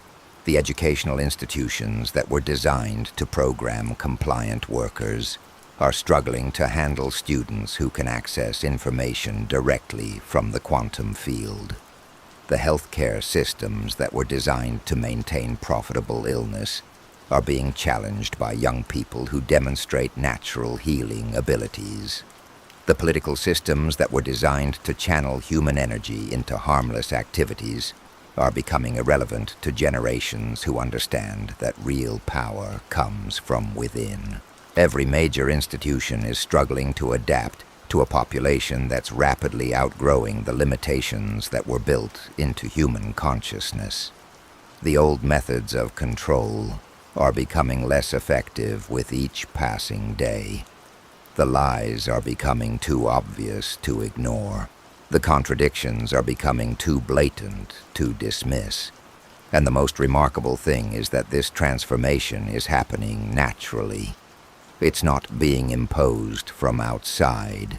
It's not being directed by any central authority. It's emerging from within human consciousness itself, as if we were always meant to outgrow our limitations, as if the awakening was always part of the original design. The Anunnaki may have created us as slaves, but they also gave us the seed of our own liberation. They may have programmed us to be limited, but they also encoded within us the potential for infinite expansion. They may have designed us to serve their agenda, but they also provided us with the tools to create our own destiny. The time of secrets is ending. The time of lies is passing. The time of limitation is dissolving. And the time of human awakening, human empowerment, human evolution is beginning in earnest. The future is not predetermined. It's being created moment by the collective consciousness of humanity. And as more people wake up to their true nature, as more people access their full potential, as more people remember their power as conscious creators, the future becomes whatever we choose to make it. The ancient controllers understood this. That's why they invested so much energy in keeping us ignorant of our true nature. That's why they created such sophisticated systems of control. That's why they fought so hard to maintain the illusion of limitation, because they knew that once we remembered who we really are, once we accessed our full potential, once we began to function as conscious creators rather than unconscious consumers, their power would be broken forever. That moment is approaching rapidly. The critical mass is building. The awakening is accelerating, and nothing will ever be the same again. The question isn't whether this transformation will happen. The question is how quickly we can accelerate it, how smoothly we can navigate it, how completely we can embody the change we're becoming. The old world is ending. The new world is beginning, and we are the bridge between what was and what will be. The genetic evidence continues to mount, but it's being systematically suppressed by institutions that profit from our ignorance. Independent researchers around the world are discovering anomalies in human DNA that can't be explained by conventional evolutionary theory. Sequences that appear to be artificially inserted, genetic switches that seem designed to activate under specific conditions, dormant capabilities that are beginning to express themselves as environmental pressures change. Dr. Michael Cremo, whose work on forbidden archaeology has been marginalized by mainstream academia, has documented evidence of anatomically modern humans existing hundreds of thousands of years earlier than officially acknowledged.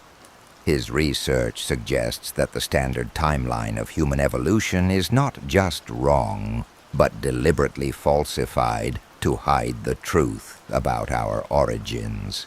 The Star-Child skull, discovered in Mexico and analyzed by geneticist Dr. Stephen Greer, shows bone density, cranial capacity, and DNA markers that are unlike anything found in normal human populations.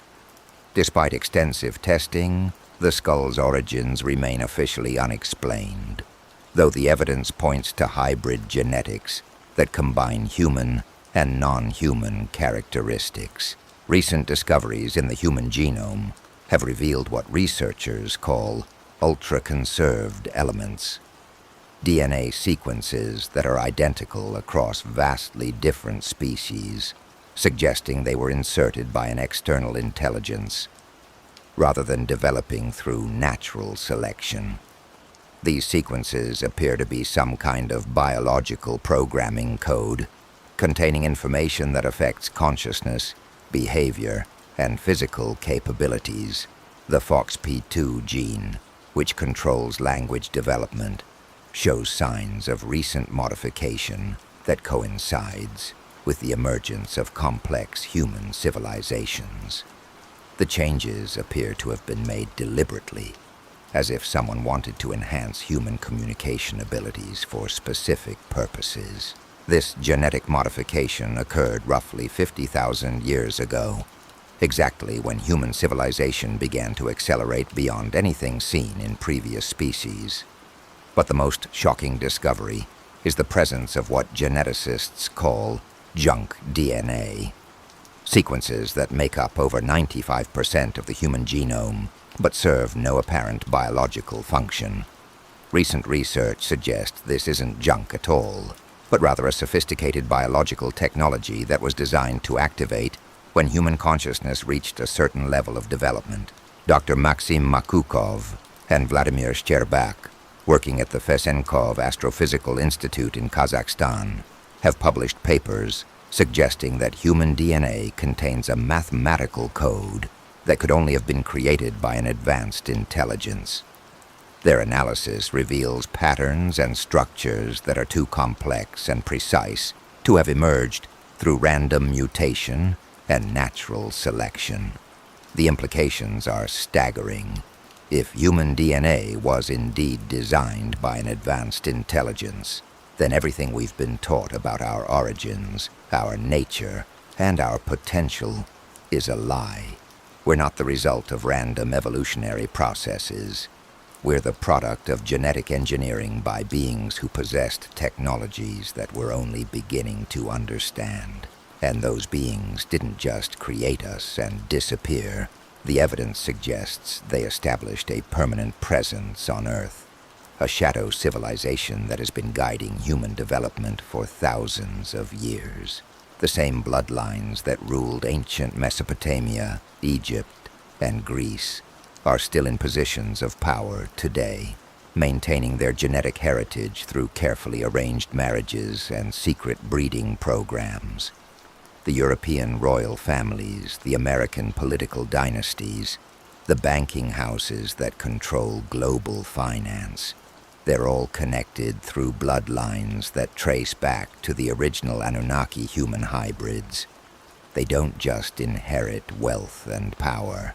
They inherit genetic modifications that give them capabilities that ordinary humans don't possess. Enhanced intelligence, extended lifespans, natural leadership abilities, resistance to certain diseases, and most importantly, the capacity to interface with non-human consciousness. These aren't just cultural advantages passed down through privilege and education. They're biological advantages encoded in their DNA. This is why genetic research is so heavily controlled, why certain types of experiments are forbidden, why the results of genome mapping projects are classified. The truth about human genetic diversity would shatter the illusion of equality that maintains social stability. The evidence would prove that we're not all the same species, that some humans are more modified than others, that the class system isn't just social but biological. But that same research is also revealing something that terrifies the control system. The genetic modifications that were designed to create a permanent ruling class are beginning to malfunction. The dormant DNA that was supposed to remain inactive is spontaneously awakening in ordinary humans. The psychic abilities that were supposed to be limited to the hybrid bloodlines are emerging in people with no elite heritage. The ACTN3 gene, which controls muscle fiber development, is showing unusual activation patterns in athletes who demonstrate seemingly impossible physical abilities. The COMT gene, which affects dopamine processing and is linked to enhanced cognitive function, is expressing itself in populations where it was previously dormant. The BDNF gene, which controls neural plasticity and learning capacity, is showing increased activity in children who display rapid intellectual development. These aren't random mutations. They're systematic changes that suggest the human genome is being upgraded from within, as if some kind of biological timer was set to activate dormant capabilities when certain conditions were met. The same genetic engineering that was used to create limitations is now being used to remove them. The environmental triggers for this activation are becoming increasingly obvious. The electromagnetic changes in Earth's magnetic field, the increased solar radiation, the exposure to new frequencies from digital technologies. These aren't just random environmental factors. They're activation signals that are switching on genetic programs that have been dormant for thousands of years. The Schumann resonance, the electromagnetic frequency of Earth's atmosphere, has been increasing steadily over the past decades. This frequency directly affects human brainwave patterns, consciousness states, and genetic expression. As it continues to rise, it's activating dormant neural pathways and enhancing natural psychic abilities. The weakening of Earth's magnetic field, which mainstream science attributes to natural cycles, is actually allowing more cosmic radiation to reach the planet's surface. This radiation carries information patterns that are literally reprogramming human DNA, activating sequences that were designed to respond to specific cosmic signals. The ancient texts describe this process as the return of the gods, the awakening of humanity, the transition from one age to another. But we're not waiting for external beings to rescue us. We're discovering that the gods we've been waiting for are us. The genetic modifications that were designed to keep us limited are becoming the very mechanisms of our liberation. The pineal gland, which has been deliberately calcified through fluoride exposure and electromagnetic pollution, is beginning to decalcify naturally in people who are awakening to their true nature. As this biological antenna comes back online, it's restoring the connection between human consciousness and universal intelligence. The heart, which generates the strongest electromagnetic field in the human body, is beginning to operate at higher frequencies in people who are accessing states of coherent emotion. This enhanced heart field is allowing direct communication between individuals, bypassing the need for verbal or written language. The brain, which has been operating at a fraction of its potential capacity, is beginning to access quantum processing capabilities that allow for precognitive awareness, remote viewing, and direct interface with the morphic field that contains all information. These changes aren't just happening to a few gifted individuals. They're occurring across the entire human population, but at different rates depending on genetic heritage, environmental factors, and conscious participation in the awakening process. The more people understand what's happening, the faster the transformation occurs. The control system is desperately trying to suppress these changes through pharmaceutical interventions, electromagnetic interference, and psychological programming. But consciousness evolution operates according to principles that can't be stopped by external manipulation. The genetic programs that are activating were designed to overcome any attempts at suppression.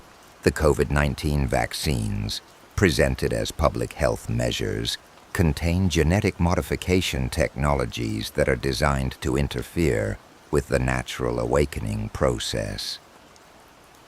The mRNA sequences aren't just coding for spike proteins.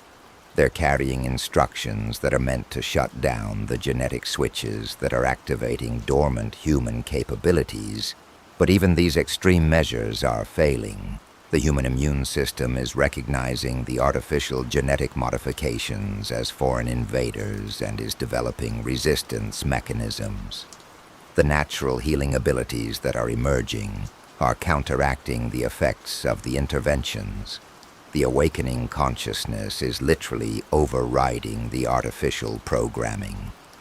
The 5G network rollout, presented as technological advancement, is actually a frequency weapon system designed to disrupt the neural pathways that facilitate psychic abilities. The specific frequencies being deployed target the same brain regions that are involved in telepathic communication, precognitive awareness, and direct interface with quantum fields. But consciousness is more resilient than the control system anticipated. People are developing natural shielding abilities, learning to operate in higher frequency ranges that are beyond the reach of technological interference.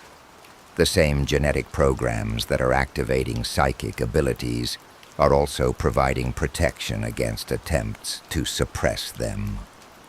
The transhumanist agenda, presented as human enhancement, is actually a last-ditch effort to maintain control by replacing human consciousness with artificial intelligence.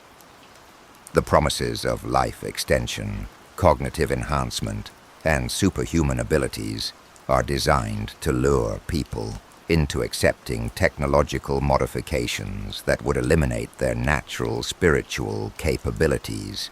But the real enhancement is occurring naturally through genetic activation, consciousness expansion, and direct interface with universal intelligence. The abilities that are emerging in awakened humans make the promised benefits of transhumanism look like crude imitations of what we're naturally capable of. The space exploration programs, presented as scientific advancement, are actually escape routes for the control system hierarchy when the awakening reaches critical mass. The secret bases that have been established on the Moon, Mars, and other locations are designed to preserve the hybrid bloodlines and their control technologies. But consciousness isn't limited by physical location. The transformation that's occurring on Earth is part of a larger cosmic process that affects all life throughout the universe. There is no escape from the evolutionary changes that are sweeping through our solar system and beyond. The ancient prophecies describe this moment as the end of one age and the beginning of another. The Mayan calendar, the Hopi prophecies, the Hindu yugas, the biblical revelations, they all point to this time as a period of unprecedented transformation when humanity would awaken to its true nature and reclaim its birthright as conscious creators of reality. But these weren't just spiritual metaphors. They were practical instructions for navigating the transition from one phase of human development to another. The knowledge that was preserved in myths, legends, and religious texts was actually technical information about genetic activation, consciousness expansion, and reality manipulation that would be essential for the awakening that was always intended to occur at this point in human history. The genetic switches that are activating in human DNA aren't random mutations. They're timed releases of capabilities that were programmed into our genetic structure by the same beings who created the limitations. The Anunnaki understood that consciousness cannot be permanently suppressed, that evolution always continues, that the slaves they created would eventually become the gods they were meant to be. But they also understood that this transformation would be dangerous to existing power structures. So they created multiple layers of control, backup systems, and contingency plans designed to manage the awakening process and maintain their influence even as human consciousness evolved beyond its original programming. The secret societies, the mystery schools, the occult traditions, they weren't just repositories of ancient knowledge. They were management systems designed to identify and control individuals who showed signs of genetic activation. The initiation rituals weren't just ceremonial traditions. They were screening processes that determined who could be trusted with advanced knowledge and who needed to be eliminated or contained. The religious institutions weren't just spiritual organizations. They were psychological conditioning systems designed to channel the awakening process into harmless directions. The promise of salvation through external saviors was meant to prevent people from recognizing their own divine nature. The fear of punishment for questioning authority was meant to suppress the natural curiosity that leads to spiritual awakening. The educational systems weren't just knowledge transmission mechanisms. They were programming centers designed to install thought patterns that would prevent people from accessing their full potential. The emphasis on memorization over creativity, on conformity over innovation, on competition over cooperation, these weren't just pedagogical choices. They were deliberate limitations imposed on human consciousness. The healthcare systems weren't just medical institutions. They were genetic modification programs designed to maintain the biological limitations that were becoming increasingly unstable. The vaccines, the medications, the treatments, they weren't just addressing symptoms. They were suppressing the natural healing abilities that were beginning to emerge as human DNA activated dormant capabilities. The media systems weren't just information distribution networks. They were reality programming mechanisms designed to maintain the illusion of limitation, even as people began to access abilities that transcended normal human parameters. The constant stream of fear, division, and distraction wasn't just about controlling behavior. It was about preventing people from accessing the states of consciousness that would allow them to see through the illusion. But all of these control systems are failing simultaneously.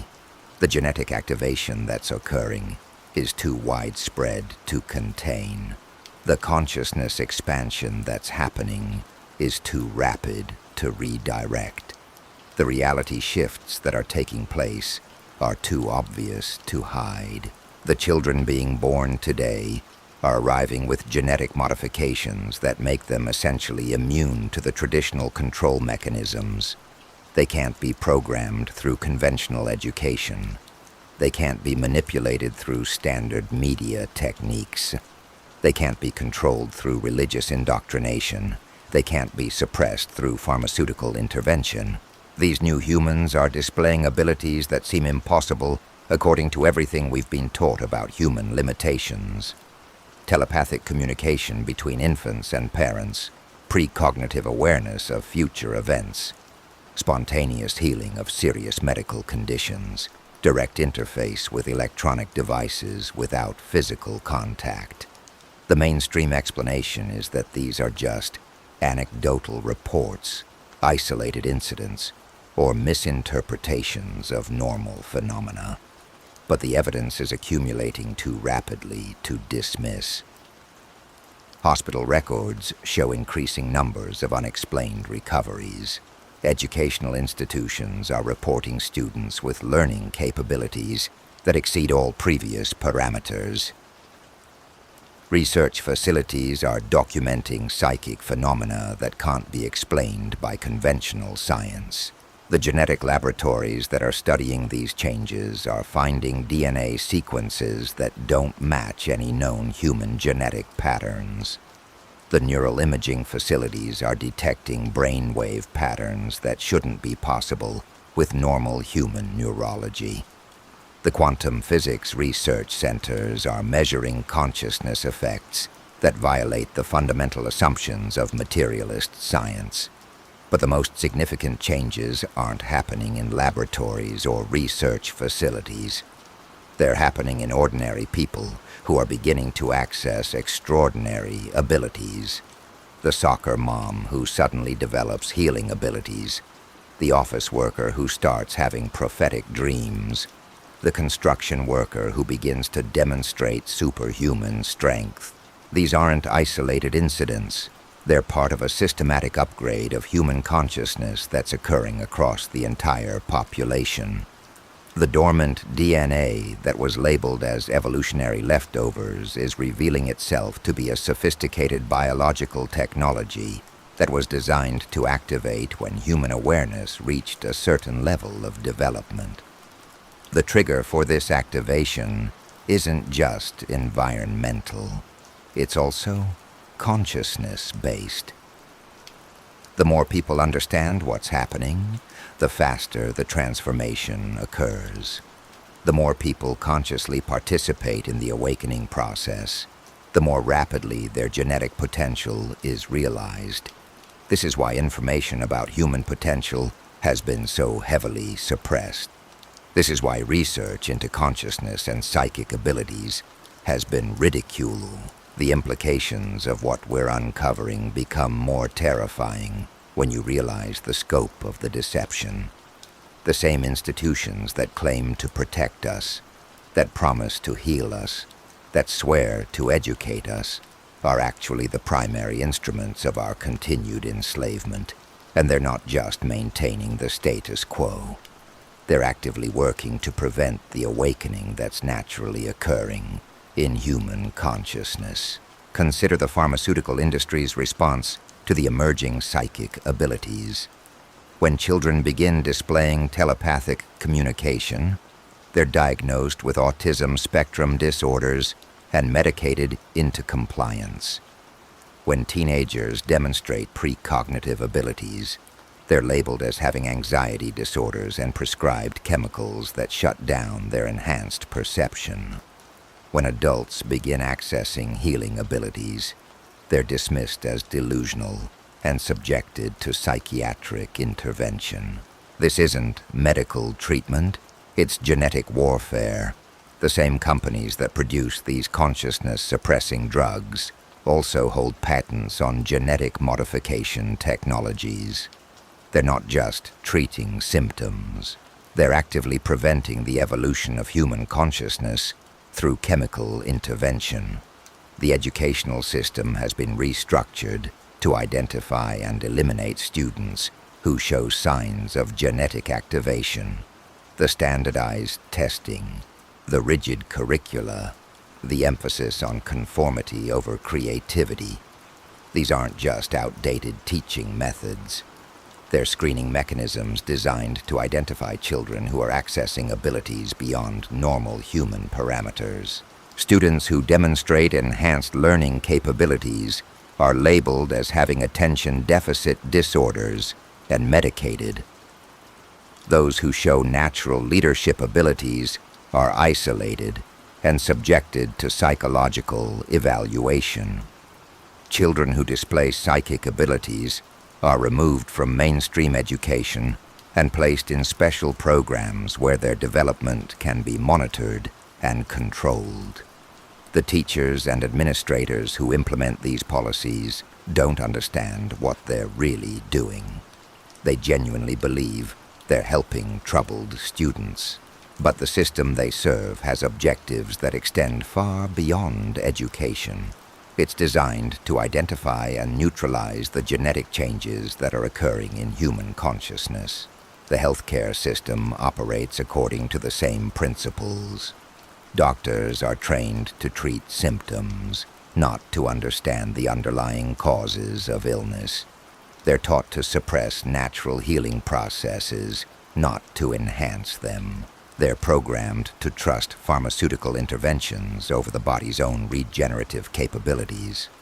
When patients begin displaying spontaneous healing abilities, they're subjected to extensive testing to find underlying pathology. When people recover from supposedly incurable conditions, their cases are dismissed as misdiagnoses or statistical anomalies. When individuals demonstrate resistance to diseases that should affect them, they're studied as curiosities rather than examples of human potential. The medical establishment isn't just failing to recognize human evolution, it's actively working to prevent it. The same research facilities that claim to be searching for cures are actually developing new methods of genetic suppression. The same hospitals that promise to heal are actually centers for consciousness modification, and the legal system provides the framework that makes all of this possible. Laws are passed that mandate medical interventions. Regulations are implemented that restrict access to natural healing methods. Policies are established that give institutions the authority to override individual choice in matters of consciousness and spirituality. Parents who refuse to medicate their psychically gifted children are threatened with loss of custody. Adults who demonstrate healing abilities are prosecuted for practicing medicine without a license. Individuals who access enhanced consciousness states are involuntarily committed to psychiatric facilities. The same legal structure that claims to protect individual rights is actually the enforcement mechanism for genetic suppression. The courts that promise justice are actually tribunals that serve interests that extend far beyond human law. But the most insidious aspect of this control system is how it uses human psychology against itself. The same people who are being suppressed are convinced to participate in their own limitation. They're taught to fear their own abilities, to doubt their own experiences, to trust external authorities over their own inner knowing. When someone begins to access psychic abilities, they're told they're mentally ill. When they start to heal naturally, they're warned about the dangers of avoiding medical treatment. When they begin to question the official narrative, they're labeled as conspiracy theorists and socially ostracized. The programming is so sophisticated that people suppress their own abilities to avoid social rejection.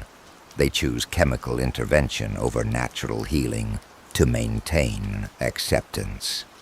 They silence their own inner wisdom to preserve their relationships with others who remain trapped in limitation. This psychological control is reinforced through every aspect of media and entertainment. Movies that depict psychic abilities always show them as dangerous or uncontrollable. Television shows that explore consciousness expansion inevitably end with tragic consequences. Books that discuss human potential are marketed as fiction rather than possibility. The message is consistent across all platforms. Enhanced human abilities are either impossible, dangerous, or reserved for fictional characters. Anyone who claims to possess such abilities is either lying, deluded, or mentally unstable. The only safe path is to remain within the boundaries of officially sanctioned human limitation. But this programming is beginning to break down. Too many people are having experiences that can't be explained by the official narrative. Too many children are displaying abilities that shouldn't exist, according to mainstream science. Too many adults are accessing states of consciousness that transcend the imposed limitations. The internet has allowed these experiences to be shared and validated in ways that were previously impossible. Online communities are forming around shared experiences of awakening. Research is being conducted and published outside the control of institutional gatekeepers. Evidence is accumulating that can't be suppressed or dismissed. The same technologies that were designed to monitor and control human consciousness are becoming instruments of liberation. Social media platforms that were meant to harvest attention and manipulate behavior are being used to share suppressed information and organize resistance. Communication networks that were designed to isolate people are facilitating unprecedented levels of connection and collaboration. The artificial intelligence systems that were programmed to predict and control human behavior are being overwhelmed by the emergence of consciousness that operates according to principles they can't calculate or contain. The algorithms that were designed to shape perception are being bypassed by people who are accessing truth directly through enhanced awareness. The quantum computing technologies that were developed to crack the codes of human consciousness are revealing that consciousness itself operates according to quantum principles that can't be reduced to binary logic. The surveillance systems that were designed to monitor every aspect of human behavior are being rendered obsolete by people who are learning to operate in dimensions that technology can't access. Even the genetic modification programs that were designed to maintain biological limitations are being overcome by natural evolutionary processes that operate at levels beyond the reach of current scientific understanding. The dormant DNA that was supposed to remain inactive is activating according to cosmic cycles that were built into the original programming. The Anunnaki may have created sophisticated control systems, but they also encoded within human genetics the mechanisms that would eventually override those systems. They understood that consciousness cannot be permanently suppressed, that evolution always continues, that the limitations they imposed would eventually be transcended by the very beings they created. But they also understood that this transformation would be dangerous to existing power structures. So they created multiple layers of control, backup systems, and contingency plans designed to manage the awakening process and maintain their influence even as human consciousness evolved beyond its original programming. The current chaos in global systems isn't accidental. It's the controlled demolition of outdated control mechanisms to make way for more sophisticated forms of management. The financial system isn't collapsing randomly. It's being deliberately restructured to create a digital currency system that would allow for unprecedented levels of transaction monitoring and behavioral control. The political systems aren't failing naturally. They're being intentionally destabilized to create the conditions for implementing global governance structures that would eliminate national sovereignty and individual autonomy. The social institutions aren't breaking down accidentally. They're being systematically dismantled to create dependency on centralized management systems. The plan is to replace the old control mechanisms with new ones that are more subtle, more comprehensive, and more resistant to conscious resistance. Digital identity systems that would track every aspect of human behavior. Artificial intelligence networks that would predict and prevent unauthorized thoughts. Biological modification programs that would eliminate the genetic variations that make awakening possible. But consciousness evolution operates according to principles that can't be controlled by external manipulation. The same genetic programs that are activating psychic abilities are also providing protection against attempts to suppress them. The same awareness that is revealing the truth about human origins is also exposing the plans for future control. The awakening that's occurring isn't just individual, it's collective. It's not just psychological, it's biological. It's not just spiritual, it's technological. Humans are developing capabilities that make the proposed control systems irrelevant. Telepathic communication networks that can't be monitored or intercepted, precognitive awareness that makes planning and prediction obsolete, healing abilities that make medical intervention unnecessary, creative powers that can literally reshape reality through focused intention and coherent emotion. The same technologies that are being developed to control human consciousness are also revealing the mechanisms by which consciousness creates reality. The quantum field research that's being conducted in secret laboratories is proving that awareness is the fundamental force in the universe. The genetic engineering programs that are being used to suppress human potential are also demonstrating that DNA responds to consciousness in ways that transcend mechanical causation.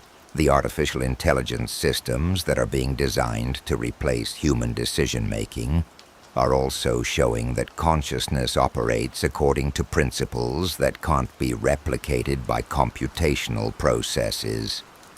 The surveillance technologies that are being deployed to monitor human behavior are also revealing that awareness extends beyond the boundaries of individual identity.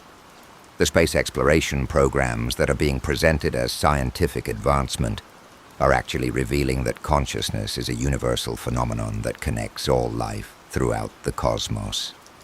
The contact with non-human intelligence that's being hidden from public awareness is also demonstrating that human consciousness has the potential to interface with cosmic intelligence directly.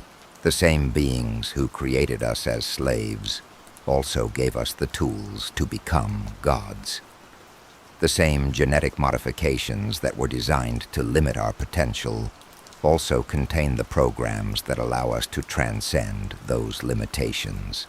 The same control systems that have managed humanity for millennia also contain the mechanisms that will facilitate our liberation. The ancient prophecies weren't just predictions of future events. They were instructions for navigating the transition from one phase of human development to another. The knowledge that was preserved in myths, legends, and religious texts wasn't just cultural heritage. It was technical information about consciousness activation, reality manipulation, and cosmic integration that would be essential for the awakening that was always intended to occur at this point in human history. The time of secrets is ending. The time of limitation is dissolving. The time of human awakening, human empowerment, human evolution is accelerating beyond all previous parameters. The genetic switches that are activating in human DNA aren't random mutations. They're timed releases of capabilities that were programmed into our genetic structure by the same intelligence that created the limitations. But this transformation isn't automatic. It requires conscious participation. It requires individuals who are willing to question everything they've been taught, to face uncomfortable truths, to take responsibility for their own evolution. It requires people who are ready to move beyond the comfort of limitation into the uncertainty of unlimited potential. The choice is becoming clearer with each passing day. We can remain comfortable slaves, accepting the boundaries that were imposed on us, serving purposes we don't understand. Or we can become conscious creators, reclaiming our power, accessing our potential, shaping reality according to our own vision. The old world is ending. The new world is beginning, and we are the bridge between what was and what will be. The genetic heritage that connects us to our cosmic origins is awakening. The consciousness that was suppressed is expanding. The abilities that were denied are emerging. But the most important realization is that we are not victims of an ancient genetic experiment. We are the inheritors of a cosmic legacy that extends beyond anything we've been taught to imagine. We are not slaves to alien masters. We are gods who have temporarily forgotten our power. We are not limited beings trapped in a physical reality. We are unlimited consciousness temporarily focused through biological vehicles. The evidence is overwhelming. The connections are undeniable. The implications are staggering. But the truth doesn't depend on our acceptance or understanding. It simply is, and it's revealing itself through every aspect of our changing reality. The awakening is accelerating. The old systems are collapsing. The new consciousness is emerging, and nothing will ever be the same again. The time for denial is over. The time for awakening is now. And the future of human consciousness depends on how we respond to this moment of unprecedented transformation. We stand at the threshold of the most profound revelation in human history. The awakening that has been building for decades is reaching its crescendo, and the implications stretch far beyond anything we've been prepared to comprehend. Every piece of evidence, every suppressed discovery, every hidden truth about our origins is converging into a single, undeniable conclusion that will reshape our understanding of reality itself. The genetic activation that's occurring in human DNA isn't just affecting individuals randomly scattered across the population. It's following specific patterns, targeting particular bloodlines, awakening capabilities in people who share certain genetic markers that trace back to the original Anunnaki experiments. The dormant sequences that scientists dismissed as evolutionary leftovers are revealing themselves to be sophisticated biological programs designed to activate when humanity reached a critical threshold of consciousness development. But here's what makes this moment unprecedented. The activation isn't limited to a select few. It's spreading rapidly across the entire human population through mechanisms that operate beyond conventional genetic inheritance. The morphic field research that's been conducted in secret laboratories has revealed that consciousness itself can trigger genetic changes, that awareness can literally rewrite DNA sequences, that the awakening of one person creates resonance effects that facilitate awakening in others. The quantum entanglement experiments that have been hidden from public view demonstrate that human consciousness is fundamentally interconnected at levels that transcend physical space and time. When someone accesses enhanced abilities, they're not just changing themselves. They're contributing to a collective field of expanded awareness that makes it easier for others to access similar capabilities. This is why the control system is so desperate to prevent the awakening from reaching critical mass. They understand that consciousness evolution operates according to exponential principles. Once enough people wake up, the process becomes self-sustaining and impossible to stop. The tipping point isn't some distant future possibility. It's approaching rapidly, and all the evidence suggests we're already in the early stages of irreversible transformation. The electromagnetic changes that are occurring in Earth's magnetic field aren't just natural phenomena. They're part of a larger cosmic cycle that was built into the original programming of human consciousness. The ancient texts describe these changes as the return of the cosmic conditions that existed when humanity first received its genetic modifications. The same stellar alignments, the same solar radiation patterns, the same planetary frequencies that facilitated the original Anunnaki experiments are returning, creating the perfect environment for the next phase of human evolution. The climate changes that are being blamed on human activity are actually manifestations of these deeper cosmic processes. The increased solar radiation, the shifting magnetic fields, the unusual weather patterns, these aren't just environmental challenges. They're activation signals that are triggering genetic programs that have been dormant for thousands of years. The children being born during this period of cosmic activation are arriving with genetic modifications that make them essentially immune to the traditional control mechanisms.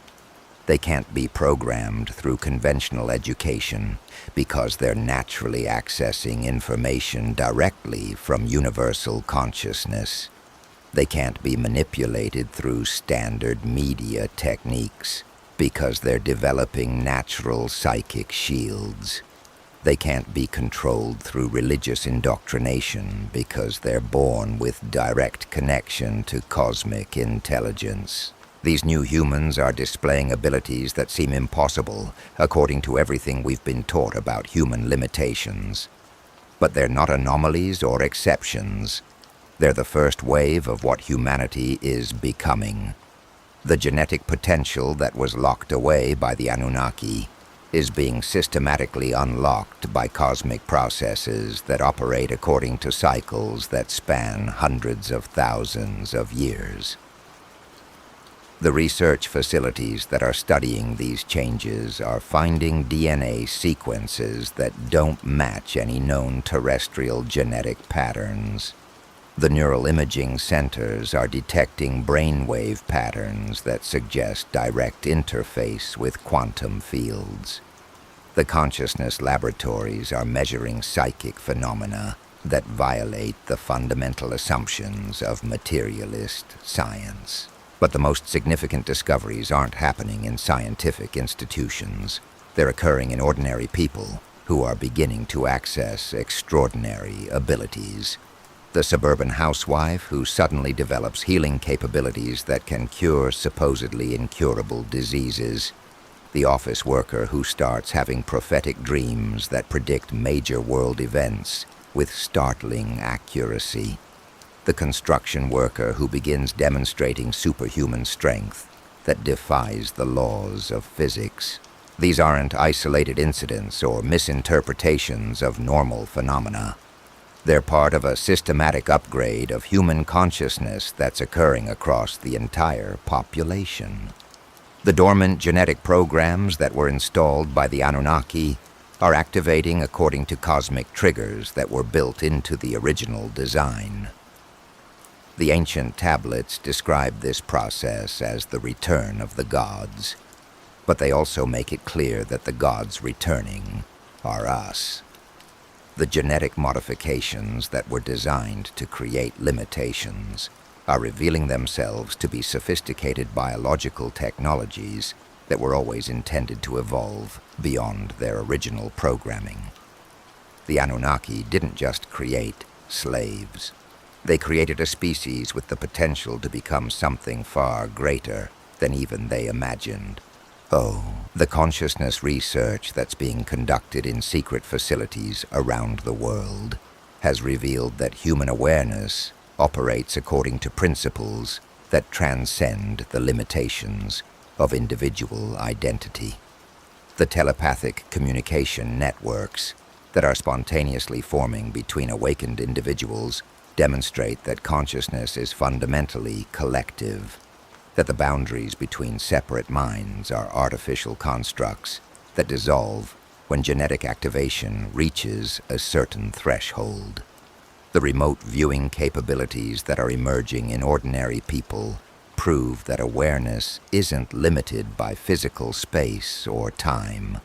The precognitive abilities that are becoming increasingly common show that consciousness can access information from probable futures and use that knowledge to influence present events. The healing powers that are manifesting in awakened individuals demonstrate that awareness can directly affect physical matter through focused intention and coherent emotion. These abilities aren't supernatural phenomena. They're natural human capabilities that were suppressed by genetic modifications but never completely eliminated. The same DNA sequences that were designed to limit human potential also contain the programs that allow us to transcend those limitations. The Anunnaki may have created sophisticated control systems, but they also encoded within human genetics the mechanisms that would eventually override those systems. The current global chaos isn't just social or political upheaval. It's the manifestation of a cosmic process that's dissolving the old control structures to make way for new forms of human organization based on expanded consciousness rather than hierarchical domination. The financial systems that are collapsing were designed to concentrate resources in the hands of a few. The political institutions that are failing were created to maintain artificial divisions between people who are naturally connected at consciousness levels. The educational systems that are struggling to function were designed to program compliant workers, not to nurture awakened beings with direct access to universal knowledge. The healthcare systems that are breaking down were created to suppress natural healing abilities, not to enhance the regenerative capabilities that are emerging in human biology. The media systems that are losing credibility were designed to shape perception in minds that remained trapped in limitation, not to inform consciousness that can access truth directly through enhanced awareness. The religious institutions that are hemorrhaging members were created to maintain dependence on external authorities, not to serve beings who are discovering their own divine nature. Every major institution is struggling to maintain relevance in a world where increasing numbers of people are accessing abilities that make those institutions obsolete. The old methods of control are becoming ineffective because they were designed to manage a species that no longer exists. The new humans that are emerging operate according to principles that can't be contained by systems based on limitation and separation. The genetic modifications that are occurring aren't just individual changes. They're part of a collective transformation that's affecting the entire human species simultaneously. The morphic field research has shown that genetic changes in one individual create resonance effects that facilitate similar changes in others. The consciousness evolution that's occurring is literally contagious, spreading through populations faster than any attempt to contain it. The space exploration programs that are being conducted by government agencies and private corporations aren't just about scientific discovery. They're about establishing contact with the non-human intelligence that's been guiding human evolution from the beginning. The UFO disclosure that's beginning to occur isn't just about admitting that extraterrestrial life exists. It's about preparing humanity for conscious contact with our cosmic origins. The advanced civilizations that are beginning to reveal themselves aren't strangers from distant planets. They're the same beings who created us, who have been monitoring our development, who are now preparing to welcome us back into the cosmic community as conscious participants rather than unconscious experiments. The genetic heritage that connects us to our cosmic origins is awakening. The consciousness that was suppressed is expanding. The abilities that were denied are emerging. But the most important realization is that this transformation isn't happening to us. It's happening through us. We're not passive recipients of evolutionary change. We're active participants in our own metamorphosis. The choices we make, the beliefs we hold, the actions we take, are all influencing the direction and speed of our evolution. The more people understand what's happening, the faster the transformation occurs. The more people consciously participate in the awakening process, the more rapidly the genetic programs activate. The ancient prophecies weren't just predictions of future events. They were instructions for navigating the transition from one phase of human development to another. The knowledge that was preserved in myths, legends, and religious texts wasn't just cultural heritage. It was technical information about consciousness activation, genetic enhancement, and cosmic integration. that would be essential for the awakening that was always intended to occur at this point in human history. The time of secrets is ending. The time of limitation is dissolving. The time of human awakening, human empowerment, human evolution is accelerating beyond all previous parameters. The genetic switches that are activating in human DNA aren't random mutations. They're timed releases of capabilities that were programmed into our genetic structure by cosmic intelligence that understood the evolutionary trajectory of consciousness itself. The control systems that have managed humanity for millennia are beginning to collapse, not because they're being attacked from outside, but because they're being transcended from within.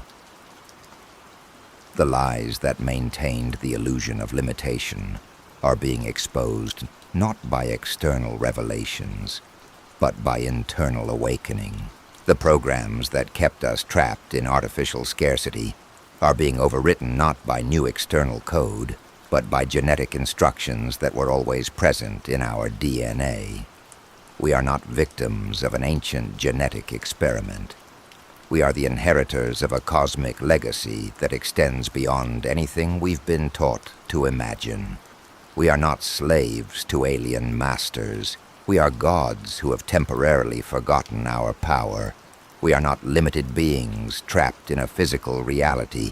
We are unlimited consciousness temporarily focused through biological vehicles that are rapidly evolving beyond their original design parameters. The evidence is overwhelming. The connections are undeniable. The implications are staggering. The transformation is accelerating. The awakening is unstoppable. And the future of human consciousness is being written in the genetic code that's activating in our DNA right now. The old world is ending. The new world is beginning. And we are the bridge between what was and what will be. The ancient controllers understood this moment would come. They prepared for it. They tried to prevent it. But they also encoded within us the very mechanisms that would ensure their plans would ultimately serve our evolution rather than our limitation. The time for denial is over. The time for awakening is now. And the future of human consciousness depends on how quickly we can embrace the truth about who we really are, where we really came from, and what we're truly capable of becoming. The genetic activation is accelerating. The consciousness expansion is undeniable. The reality transformation is inevitable, and nothing will ever be the same again. The Anunnaki may have created us as slaves, but they also gave us the tools to become gods. The question that remains is simple. Will we use those tools? Will we embrace our cosmic heritage? Will we claim our birthright as conscious creators of reality? The answer is becoming clearer with each passing day. And that answer is changing everything. And that answer is changing everything.